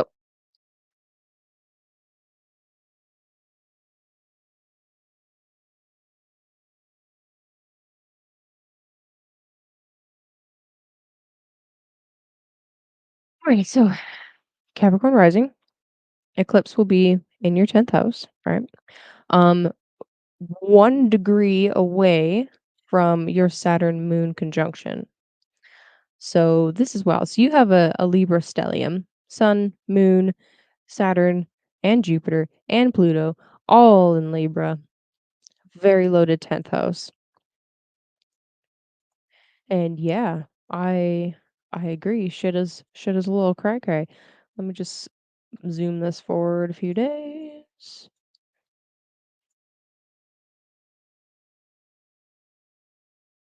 Okay, so few few things are standing out to me. So first step is we got to talk about this moon Saturn right on the MC thing because it's the most pertinent thing that's being aspected by this eclipse. So with the Saturn moon conjunction on the 10th house, I'm really curious about some of the things that you've done for a career and what you've become known for because these two are very potent figures to have right on your MC in the 10th house. So, a Saturn moon combo can often bring feelings of like there's heavy guilt and heavy shoulds that come along with Saturn moon, right? We want to feel deeply and then we feel guilty about feeling and then we feel really nice and then we feel guilty about feeling nice like oh I should be doing something more responsible with my time. And this is right in that middle decan that we've been talking about that's Saturn. So Saturn is super strong here. It's a daytime chart, so Saturn is the malefic obsect. He's in his sign of exaltation. He's exalted in Libra. He's in his decan, so he is decan rulership like times 2. It's both decan rulerships, Saturn, Saturn. So like this, and you are ruled by Saturn. Saturn's your first house ruler. So the Saturn signature is super fucking strong. Super fucking strong. Hold on, let me nerd out about your chart for a second first. Um, Saturn as the first house ruler, the ascendant ruler in the 10th, just on a basic level, tells me that you spend a lot of your time um, really working on, uh, like, not even necessarily career, but you work really hard on something that you will be known for. Because it's Saturn, it tends to be a little bit more delayed. Like this wasn't an easy thing. It wasn't necessarily something that came really naturally to you. You had to work really hard for it, and here we are. I'm really curious about what your relationship with authority figures has been like. I'm really curious about what um what your relationship with your primary caregivers was like, um, what your mom was like, what your relationship with your mom is like, specifically because moon is often associated with mom. And the reason why is because these themes are being activated by the eclipse. So we have the ruler of the first conjunct the ruler of the seventh in the 10th house. There's another layer here about relationship with spouse, a relationship with spouse as it pertains to our work or our career. Um, what's really fascinating is Saturn is in the way stronger position here. So it's like Saturn is dominating the moon in some way. So like there's this idea of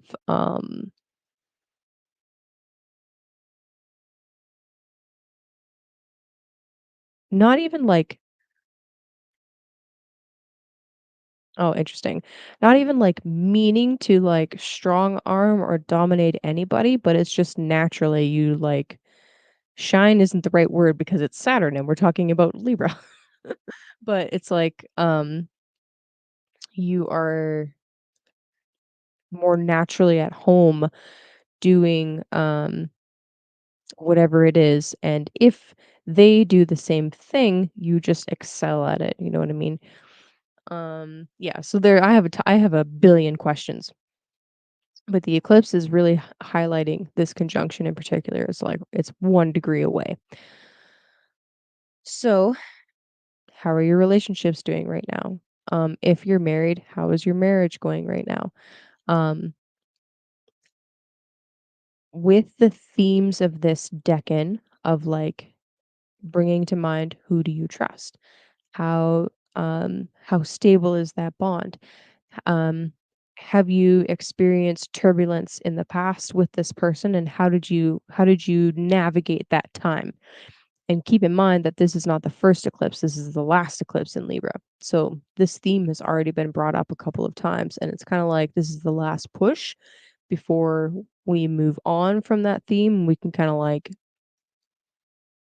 um, let it rest, if that makes sense.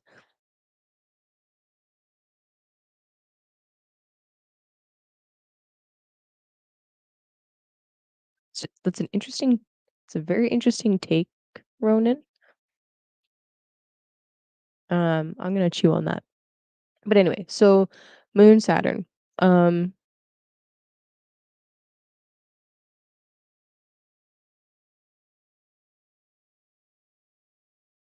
when it comes to specifically your relationships and how that affects your career, um, do you ever feel like um there's any kind of conflict between the two? Like you can only have one or the other? And if that's the case, that's gonna be a theme that will come up. If you feel like it's another really potent theme. Mm.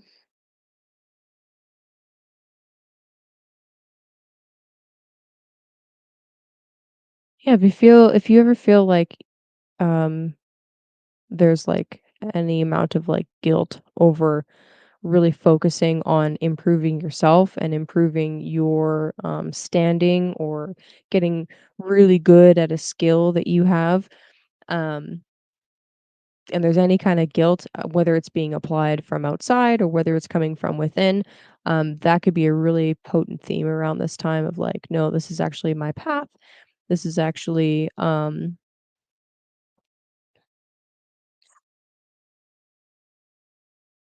yeah. Yeah. Get it." Yeah, it's like, "No, this is where I shine. This is what I'm meant to be doing," and quite literally, when it comes to, like, doing your career, for example, let's just stick with that word because it's the most accessible right now. When it comes to that, quite literally, Lord of the First in the 10th house is like, "You are supposed to be focused on this house." Plus, there's a massive stellium here, so there's an even greater focus on this house. So, um, good night, Jimmy. Because of that, if there is major conflict between whether it's members of your family or relationships, like romantic relationships or otherwise, and they're trying to influence or pull you away from doing what you do best, you're going to end up experiencing like, okay, well, maybe it's time to sever this bond, right? Three of Swords. Or maybe it's time to reassess your role in my life and adjust that contract in some way. Um, Now, I think the symbolism is really interesting with the South Node there. There's like this additional idea of bringing in this a spiritual element. So honestly, I would sit as far as, like, what to do, I would sit in prayer. Access that self node by sitting in prayer of, like, "Okay, how do I handle this situation?" Because keep in mind, with Mars moving through your 7th house right now, it's gonna go into the 8th. It won't meet up with your natal Mars yet. It's gonna go into the 8th, turn retrograde, go back into Cancer, and we'll have this long ass Mars retrograde through Cancer before Mars stops and then goes back again. So there's going to be turbulence in relationships. There's going to be some adjustments that are needed, probably on both sides, honestly. Um, and if it has already been like this, like the or fuck off theme, that theme is probably going to continue. Um, but good news, because this is the last eclipse in Libra, it's like this is the final push. The final push before the chain finally breaks or and then we're able to finally like forge a new chain, you know what I mean? So, I honestly, I hope that I hope that helps. Aw, yeah, that's rough because it's like that Saturn Moon combo is not an easy combo. It's not the end of the world, and I think that it actually makes it makes the Saturn Moon combo makes people deeply contemplative. It makes people into mystics. It makes them able to dig into the shadows and feel into the shadows, especially in this middle decan that we've been talking about.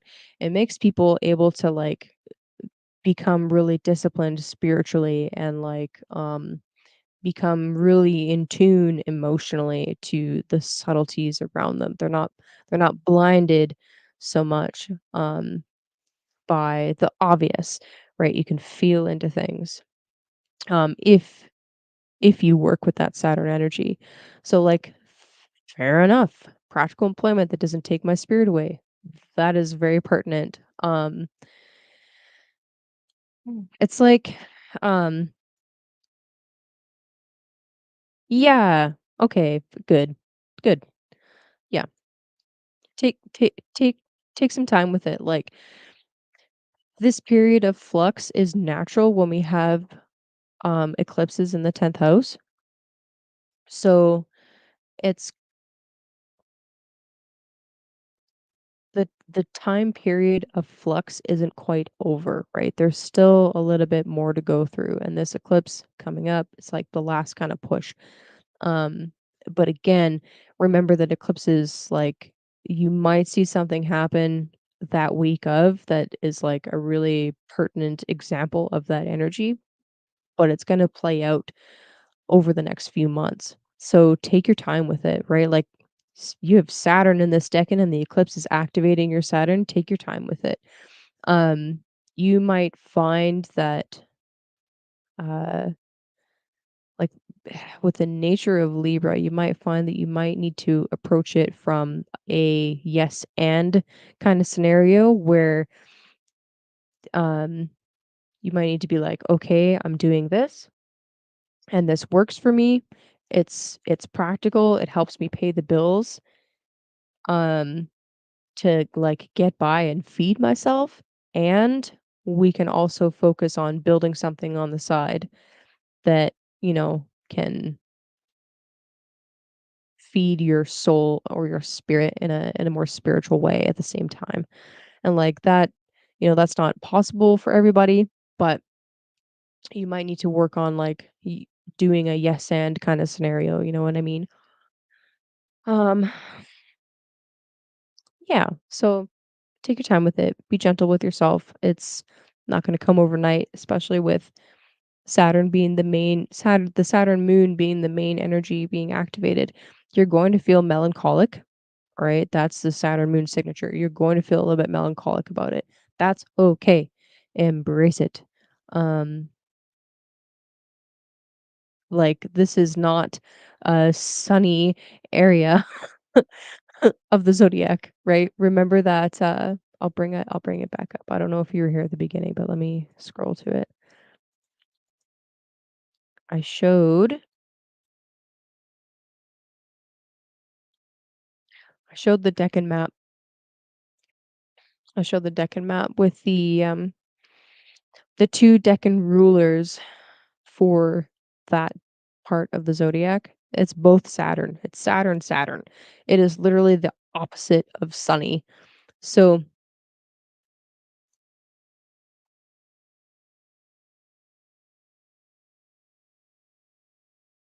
when that little voice comes up that says, "Oh, just hope for the best and everything will work out." It's okay to tell it to fuck off because in your case, in your case, having a sunny outlook is helpful, but you have a Saturn moon combo in like a Saturn ruled s- it is the most Saturnian thing I've seen in a long time. It's like you you need the practical thing, and you need the cold hard reality, and you need the grounded 3D-ness. Rainbow farts and butterflies are not going to feed you. So, Edward, for example, sad rising, totally different scenario, but Edward is working at a McDonald's right now. Not not a fun job. Not a fun job. Doesn't sound fun to me. The beeping would drive me fucking crazy, but I bet it pays his bills. Um, I bet it, I bet it feeds him. Um, sorry. Um, at the end of the day, work on that like yes and thinking. Um, do something boring that's like Saturnian and gets the shit done and like gets you through the winter while you're working on the side on the rainbows and unicorn farts, because I love rainbows and unicorn farts, but, you kinda gotta balance it out.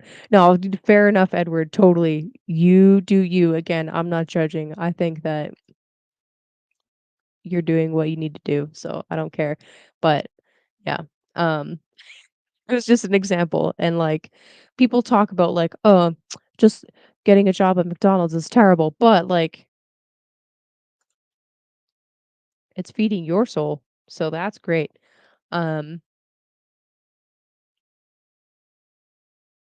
and yeah, I'm not judging you. It was just a good example because it popped up earlier in the chat. You know what I mean?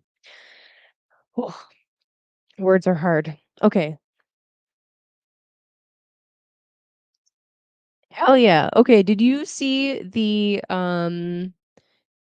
movie that came out not terribly long ago about the guy that made McDonald's famous? He didn't start McDonald's, but he made McDonald's famous and franchised it. Um, it was a really interesting movie. It was based on the real stories. Hell yeah, get it. Hell yeah. It was based on the real stories. It was really interesting. It had a lot of little like factoids about McDonald's that I didn't know. Anyway, yeah. So anyway, I hope that helps. Um, yeah, number one thing, take it slow and be gentle with yourself while you're going through the craziness of the flux of the eclipses in the 10th and 4th. You should go watch it. It's good. It's actually so cool. Seeing how McDonald's actually started up is fascinating. Okay, who's next? I still got time. I got time. I got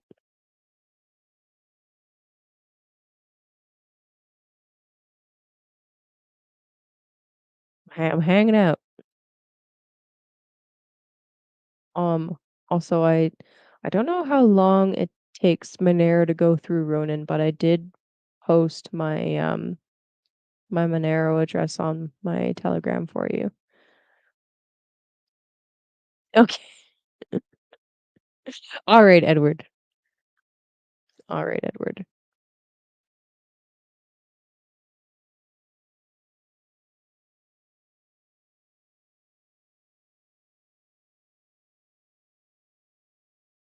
Matthew, the Virgo rising.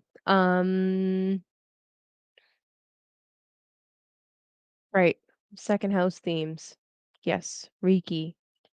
Okay, I'm down. We could do Astro, we could do Tarot. Your pick.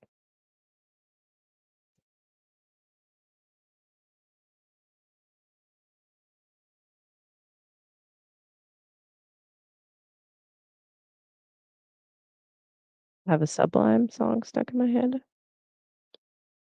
I don't know where it came from.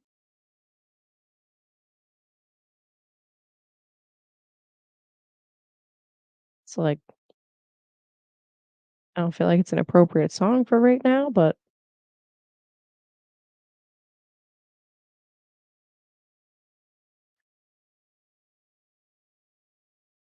nobody ever told her it's the wrong way.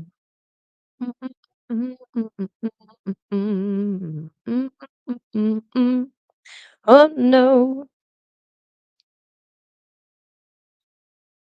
everything was going fine until the day she met me. Wanna down, I do one thing I can't, it's the wrong way.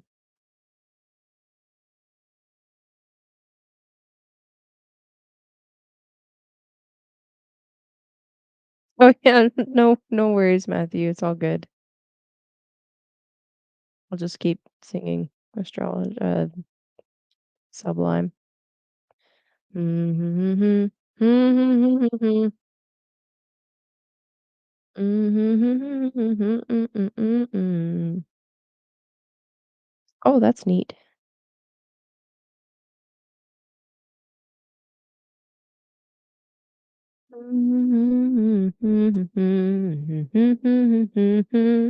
Oh no. Yeah. Have a good night.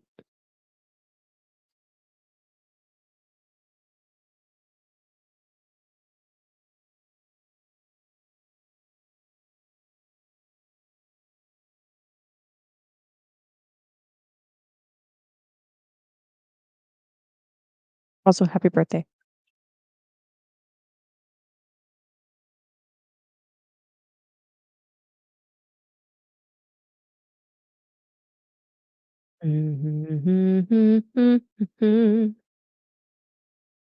Big soggy tears running down to her chin, and it ruins up her makeup. Da, da, da, da.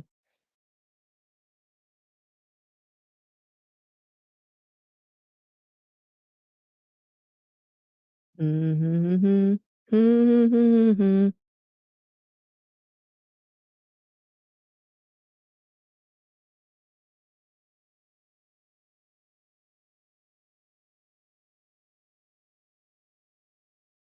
Yes, sir. I did. I'm pulling it up.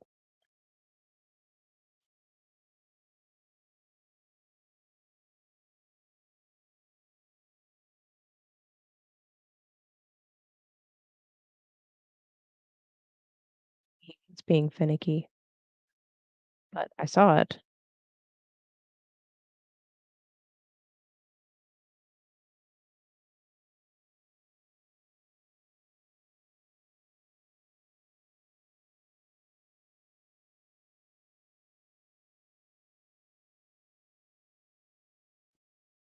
Mhm. 1968, eh? Oh, I feel like extra humbled when people that are senior to me ask for a reading. I think it's so sweet. No, you're not old. You're younger than my mom. Shut up. Not by much, but but shut up. No, I think that's so sweet. Um, time is there? 15:27.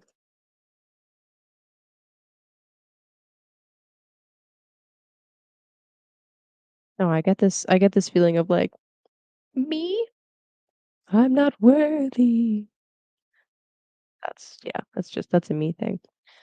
Okay.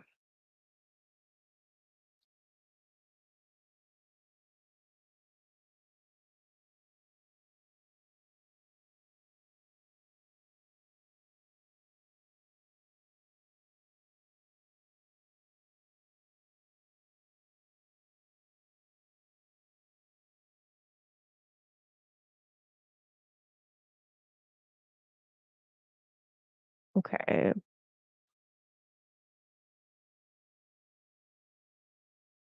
Virgo rising, there you are. Damn. Okay, so Pluto, Uranus in the first house.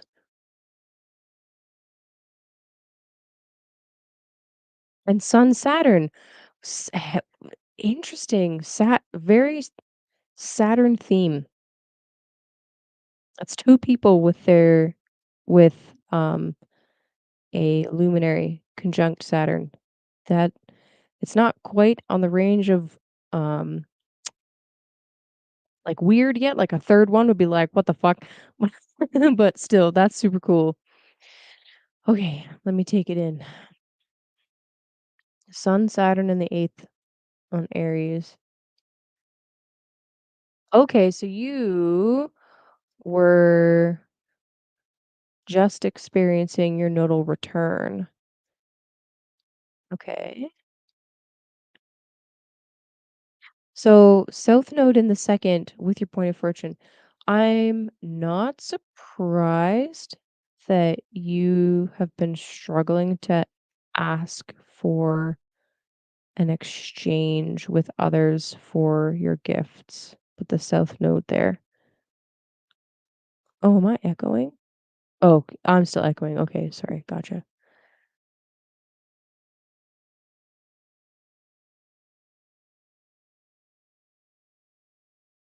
Like, you don't mean my sound, right? Okay, that would suck because I don't know how to fix it. Oh, okay, nodal return. Okay, gotcha. Yeah, I mean, that makes sense. The nodes are still there.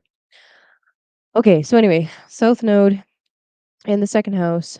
I'm not surprised that that is a theme. So,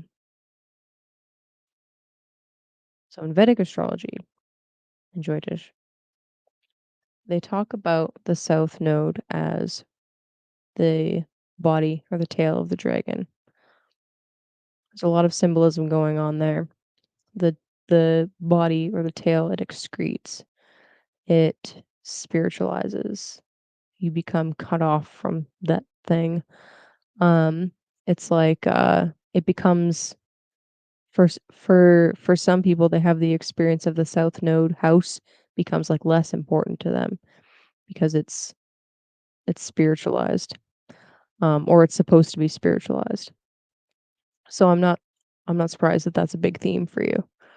Um, and it's like you have these gifts, but like how could I possibly accept for them? Well, I would suggest that you don't want to create new again, just like the message that I was telling you before, you don't want to create new karmic bonds with people that are ultimately coming to you. This is where the South Node comes in. They're ultimately coming to you to complete a karmic contract in the first place. So again, Kapil Raj, I love this man. This is something that he has said about astrology readings.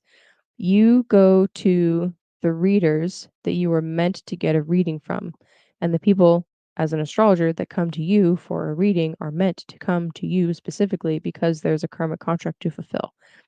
And you don't want to create a new contract to fulfill in another lifetime by not having that exchange. Um, anyway, yeah, Jenny, we still live. What's up? What's up? We're marathoning out here. Okay, so let me actually pull up the transits.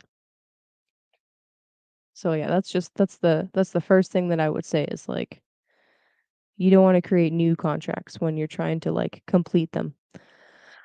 Okay. Oh yeah, all the things. Let's just scroll it forward.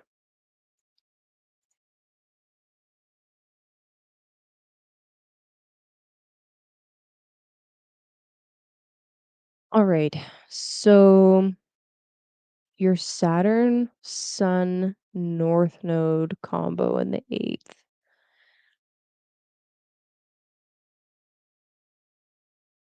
So the eclipse is only 2 degrees off from an exact opposition from your natal sun, which exalted in Aries, badass position. That's really cool.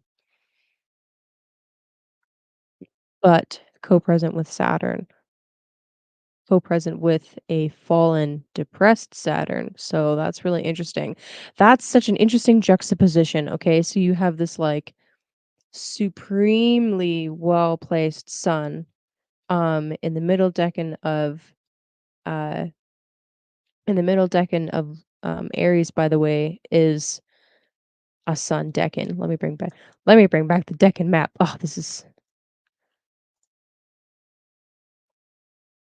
so I mean so where I have highlighted is Saturn, Saturn, right? Right across from it is the only decan that is Sun, Sun. So oh, dude, that's fascinating. Side note, as the Sun and Mercury are passing over the South Node, that's really interesting.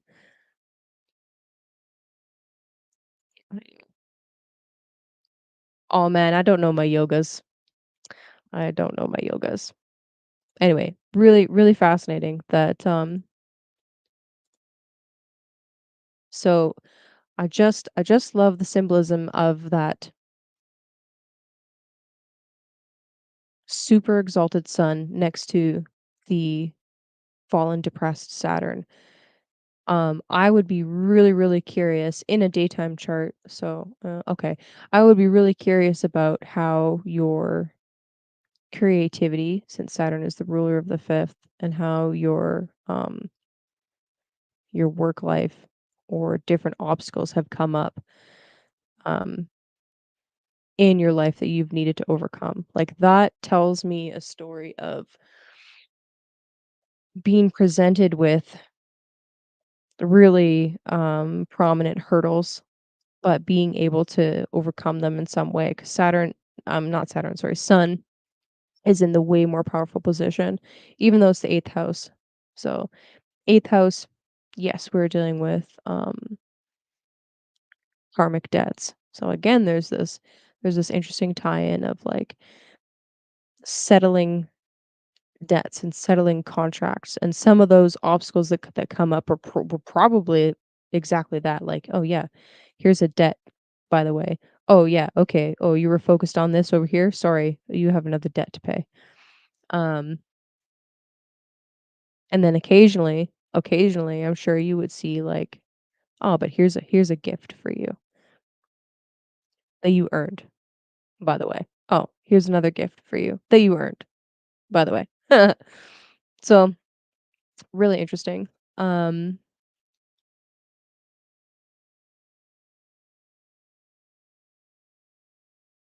and I mean, okay, so what another thing I could see with that is, like,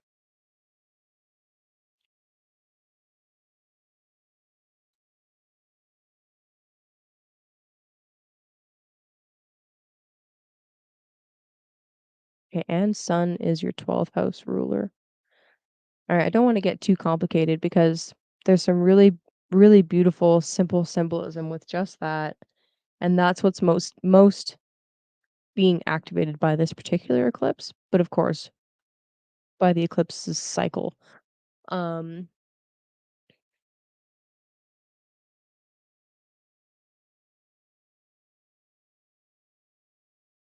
I would say with this eclipse in particular, especially this weekend, pay attention to different messages and omens that might come across your path that they might not seem like anything at first glance, but, it's like, with Mercury joining with the Sun, right, for the Mercury cazimi this weekend and passing over the South Node, it's like you're getting little hits, little messages, little nudges from universe about, how to write your relationship with regards to resources, with regards to, um, how to give and receive, um, in a way that will maintain that right relationship, if that makes sense. Yeah, that's wild. That shit's wild. You gotta love years like that, man. It's like, the reaping has begun. Um, and yeah, like, so with our nodal story, around, like, right after we turn 18, like, halfway through between 18 and 19, we have our first nodal return, right? It's 18.6 years. So that story that begins playing out in between 18 to 19 is then echoed every 18.6 years when we have our next nodal return. And I think it's, uh oh, cool. I think it's really fascinating to go back, like, okay, 18 to 19, this is what was going on. All right. Sometimes that doesn't really just looking at that one, it's like, all right, yeah, this, and this happened, but I don't see how it plays in. And then, like, the next one comes and it's like, oh, okay. And then the next one comes. Oh, okay. That's the story. So really interesting. I understand now why a little bit more why you would feel this overwhelming sense of, like, wanting to give without receiving anything in return, um, with that really intense 8th house, signature. I understand. Um, that's like paying back karmic debts.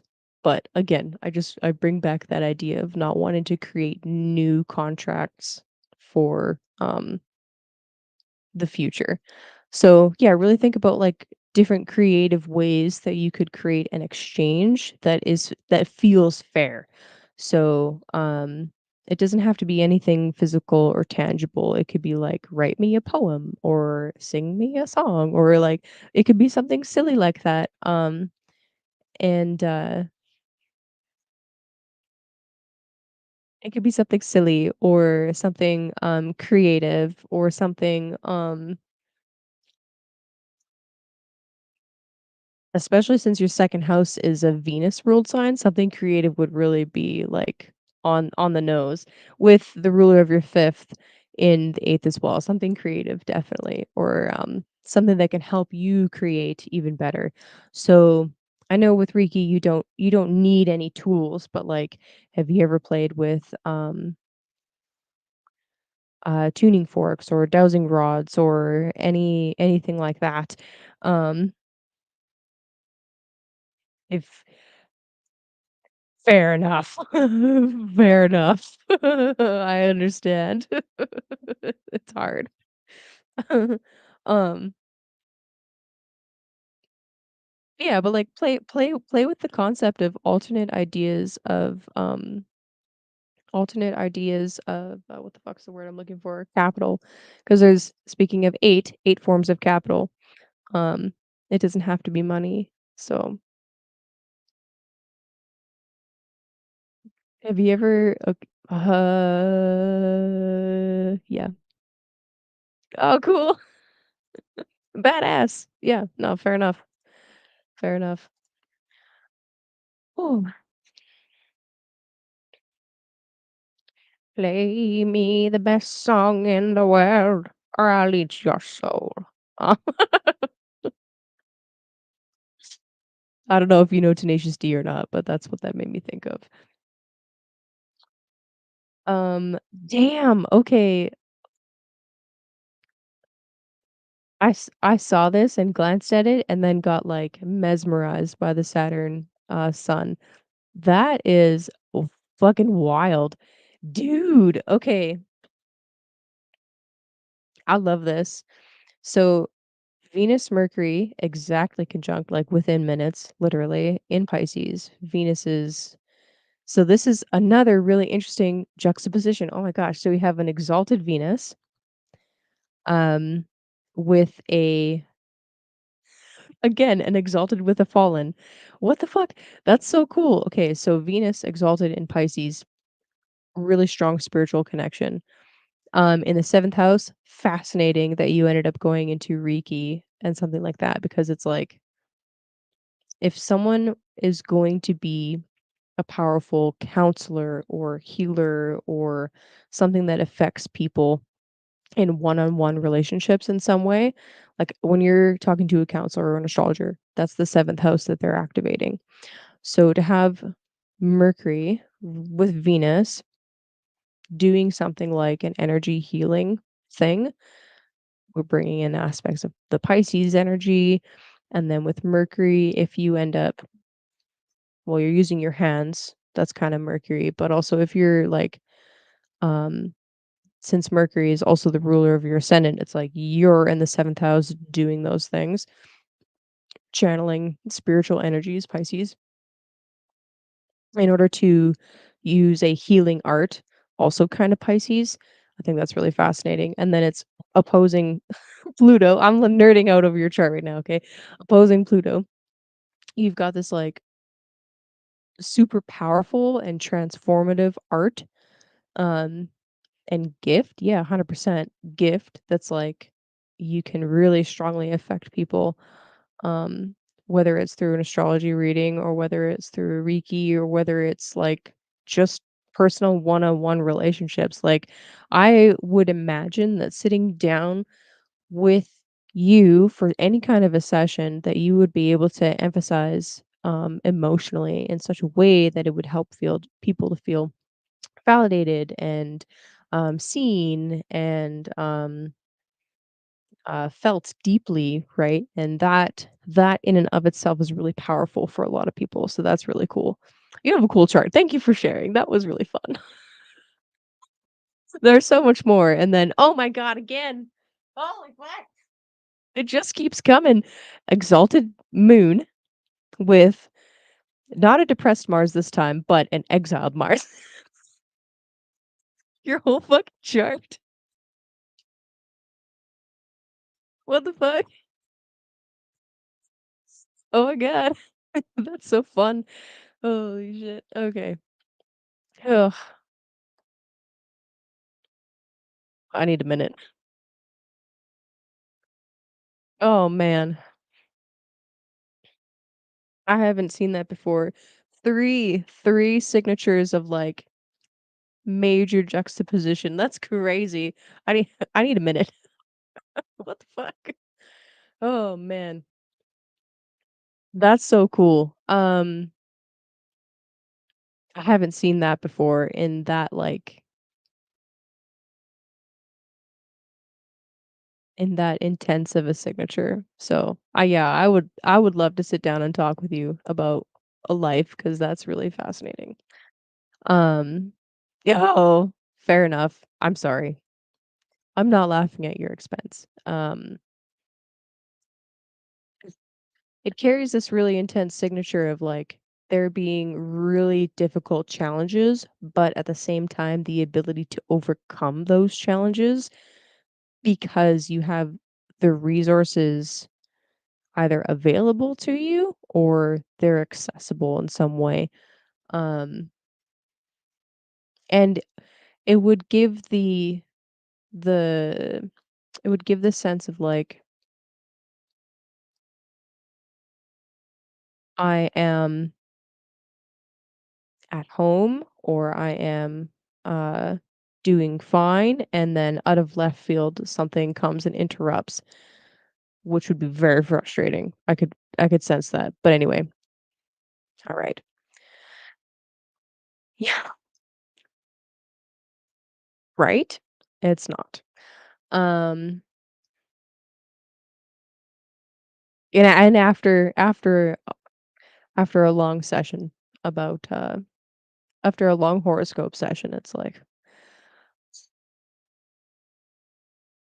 it's a good one. No, truly, I'm honored. Thank you.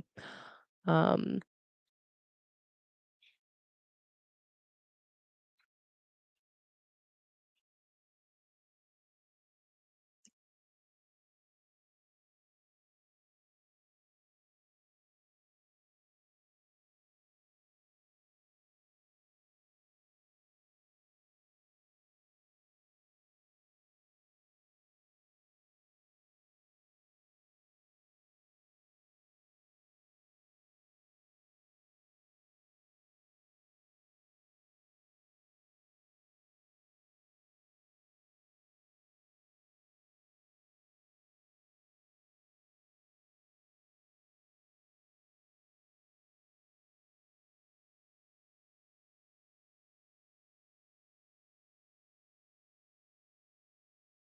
1 sec.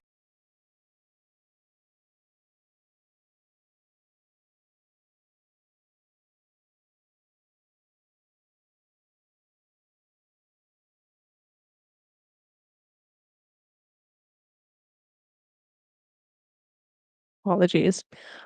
Okay. I I don't think there's anything else that I can really say about this eclipse right now, but let me just take one last look at it.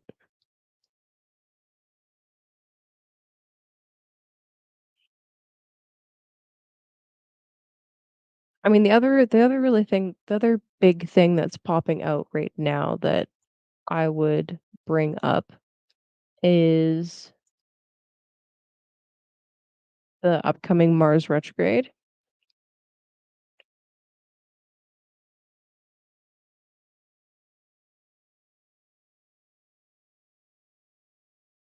Um,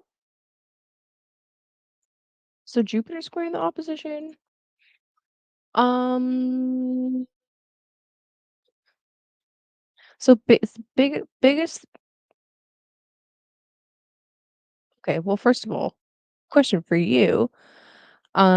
Has since Jupiter has been in the 10th house, what have you noticed changing or shifting, if anything at all, about your current career path, or even what you're known for? Because those can be different, separate things, especially.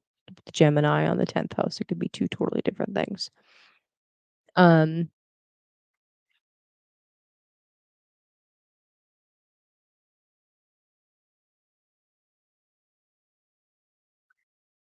could be two totally different things.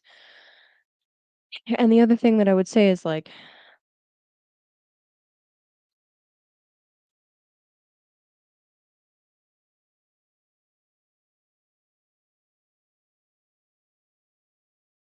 middle of May. Middle of May.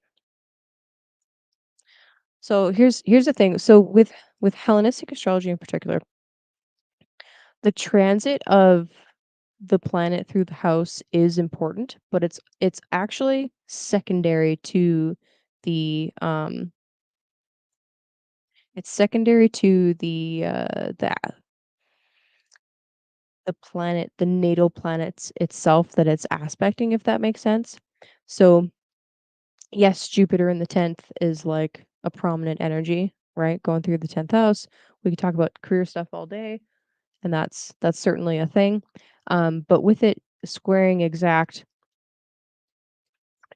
your conjunction opposite Pluto, your Venus Mercury conjunction, that's really the main topic is the natal promise of these. So if we go back and we take a look, well, okay, this is the ruler of your first and second together in the seventh.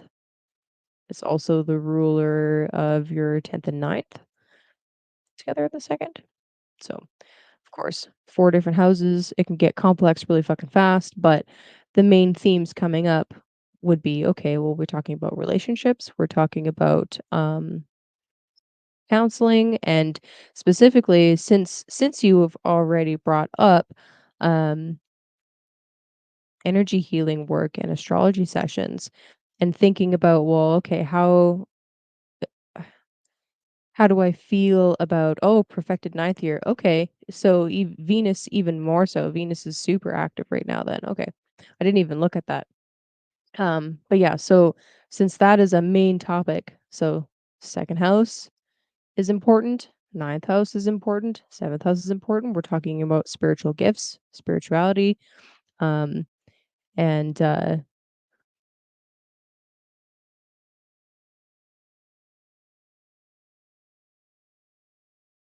being in the situation of potentially even being a teacher at some point. Um, and second house of like, okay, do I accept things in exchange for my gifts, et cetera, et cetera. Um, playing out through the seventh house, one-on-one relationships, counseling services, consultation services, all that kind of stuff is very like pertinent and at the forefront.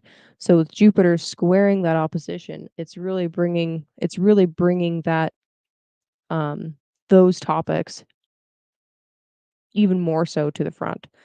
So I would say with Jupiter in particular wants you to expand and explore more horizons. And um, I would even say step more comfortably into your role that your chart is trying to pull you into, which from my like 2-second look at the chart is like consultations, energy healing, one-on-one sessions with people 100%.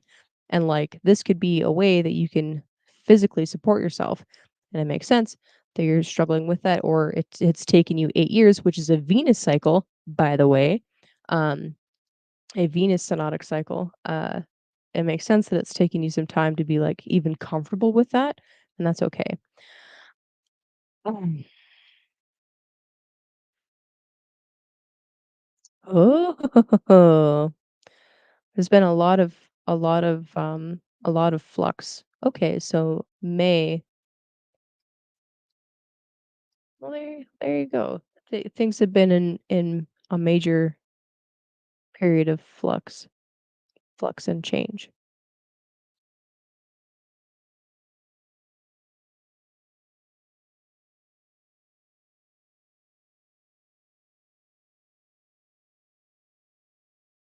Yeah, 'cause see, it's less about Jupiter in the 10th than it is about what it's activating in your chart.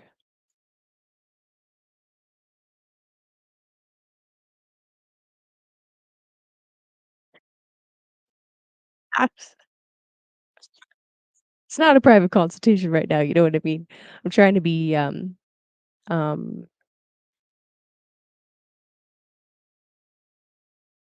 yeah, it's not the same as talking one-on-one. You know what I mean. Yeah, that's a lot of flux. So, yeah, I'm curious, like, what got you to ultimately leave your IT job? And, like, those there was a reason, right? You didn't say fired, you say you quit. So, I think that is,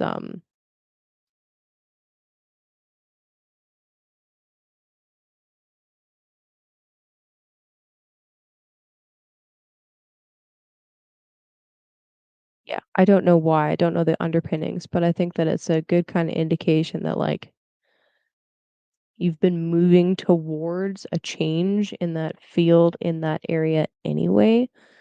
So, with it being a Venus perfected year, you're in a lunar node return. Uh, fifth house themes coming up, eh? Damn.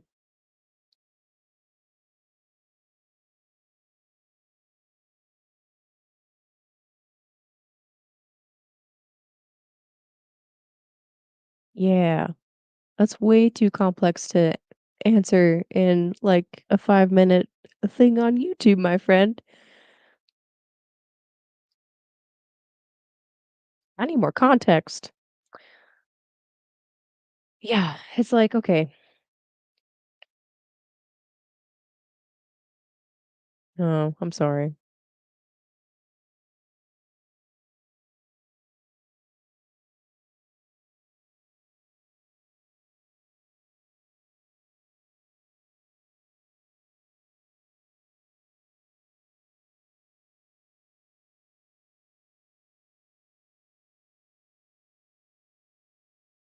Yeah, that's really tough stuff. Really not easy themes to deal with. And for those of you that are watching back, I'm sure probably confused. But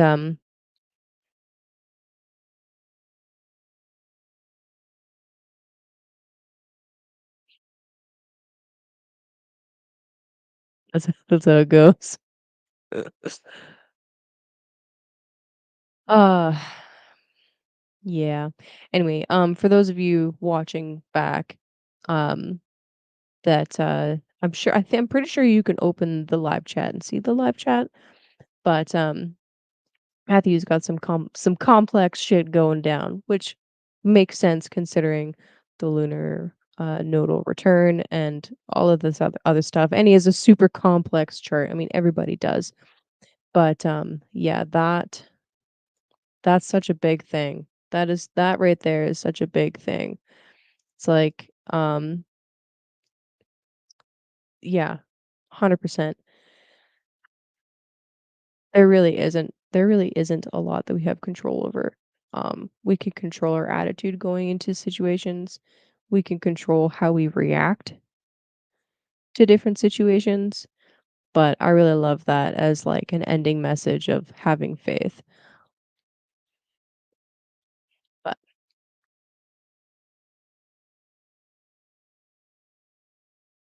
all right. I am exhausted now. I I gotta call her quits. Okay, my friends. Um,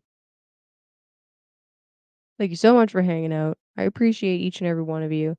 If you really wanted to do a reading and he didn't get a chance to, Edward, um, feel free to hit me up for a private reading. And yeah, like some of the stuff that you wanted to touch on, Matthew, is really more appropriate for a private session. So we can actually dig into it and talk about some of the nuance where it's like, I don't want to bring that up on a public video. I don't feel like it's the space for it. Um, but work on getting creative with, those, uh those exchanges. Okay. Yeah. Pomegranates are the shit, by the way. Yeah. Okay. I love you guys. I gotta go. It's fucking bedtime, and I work tomorrow. Alright. Peace out.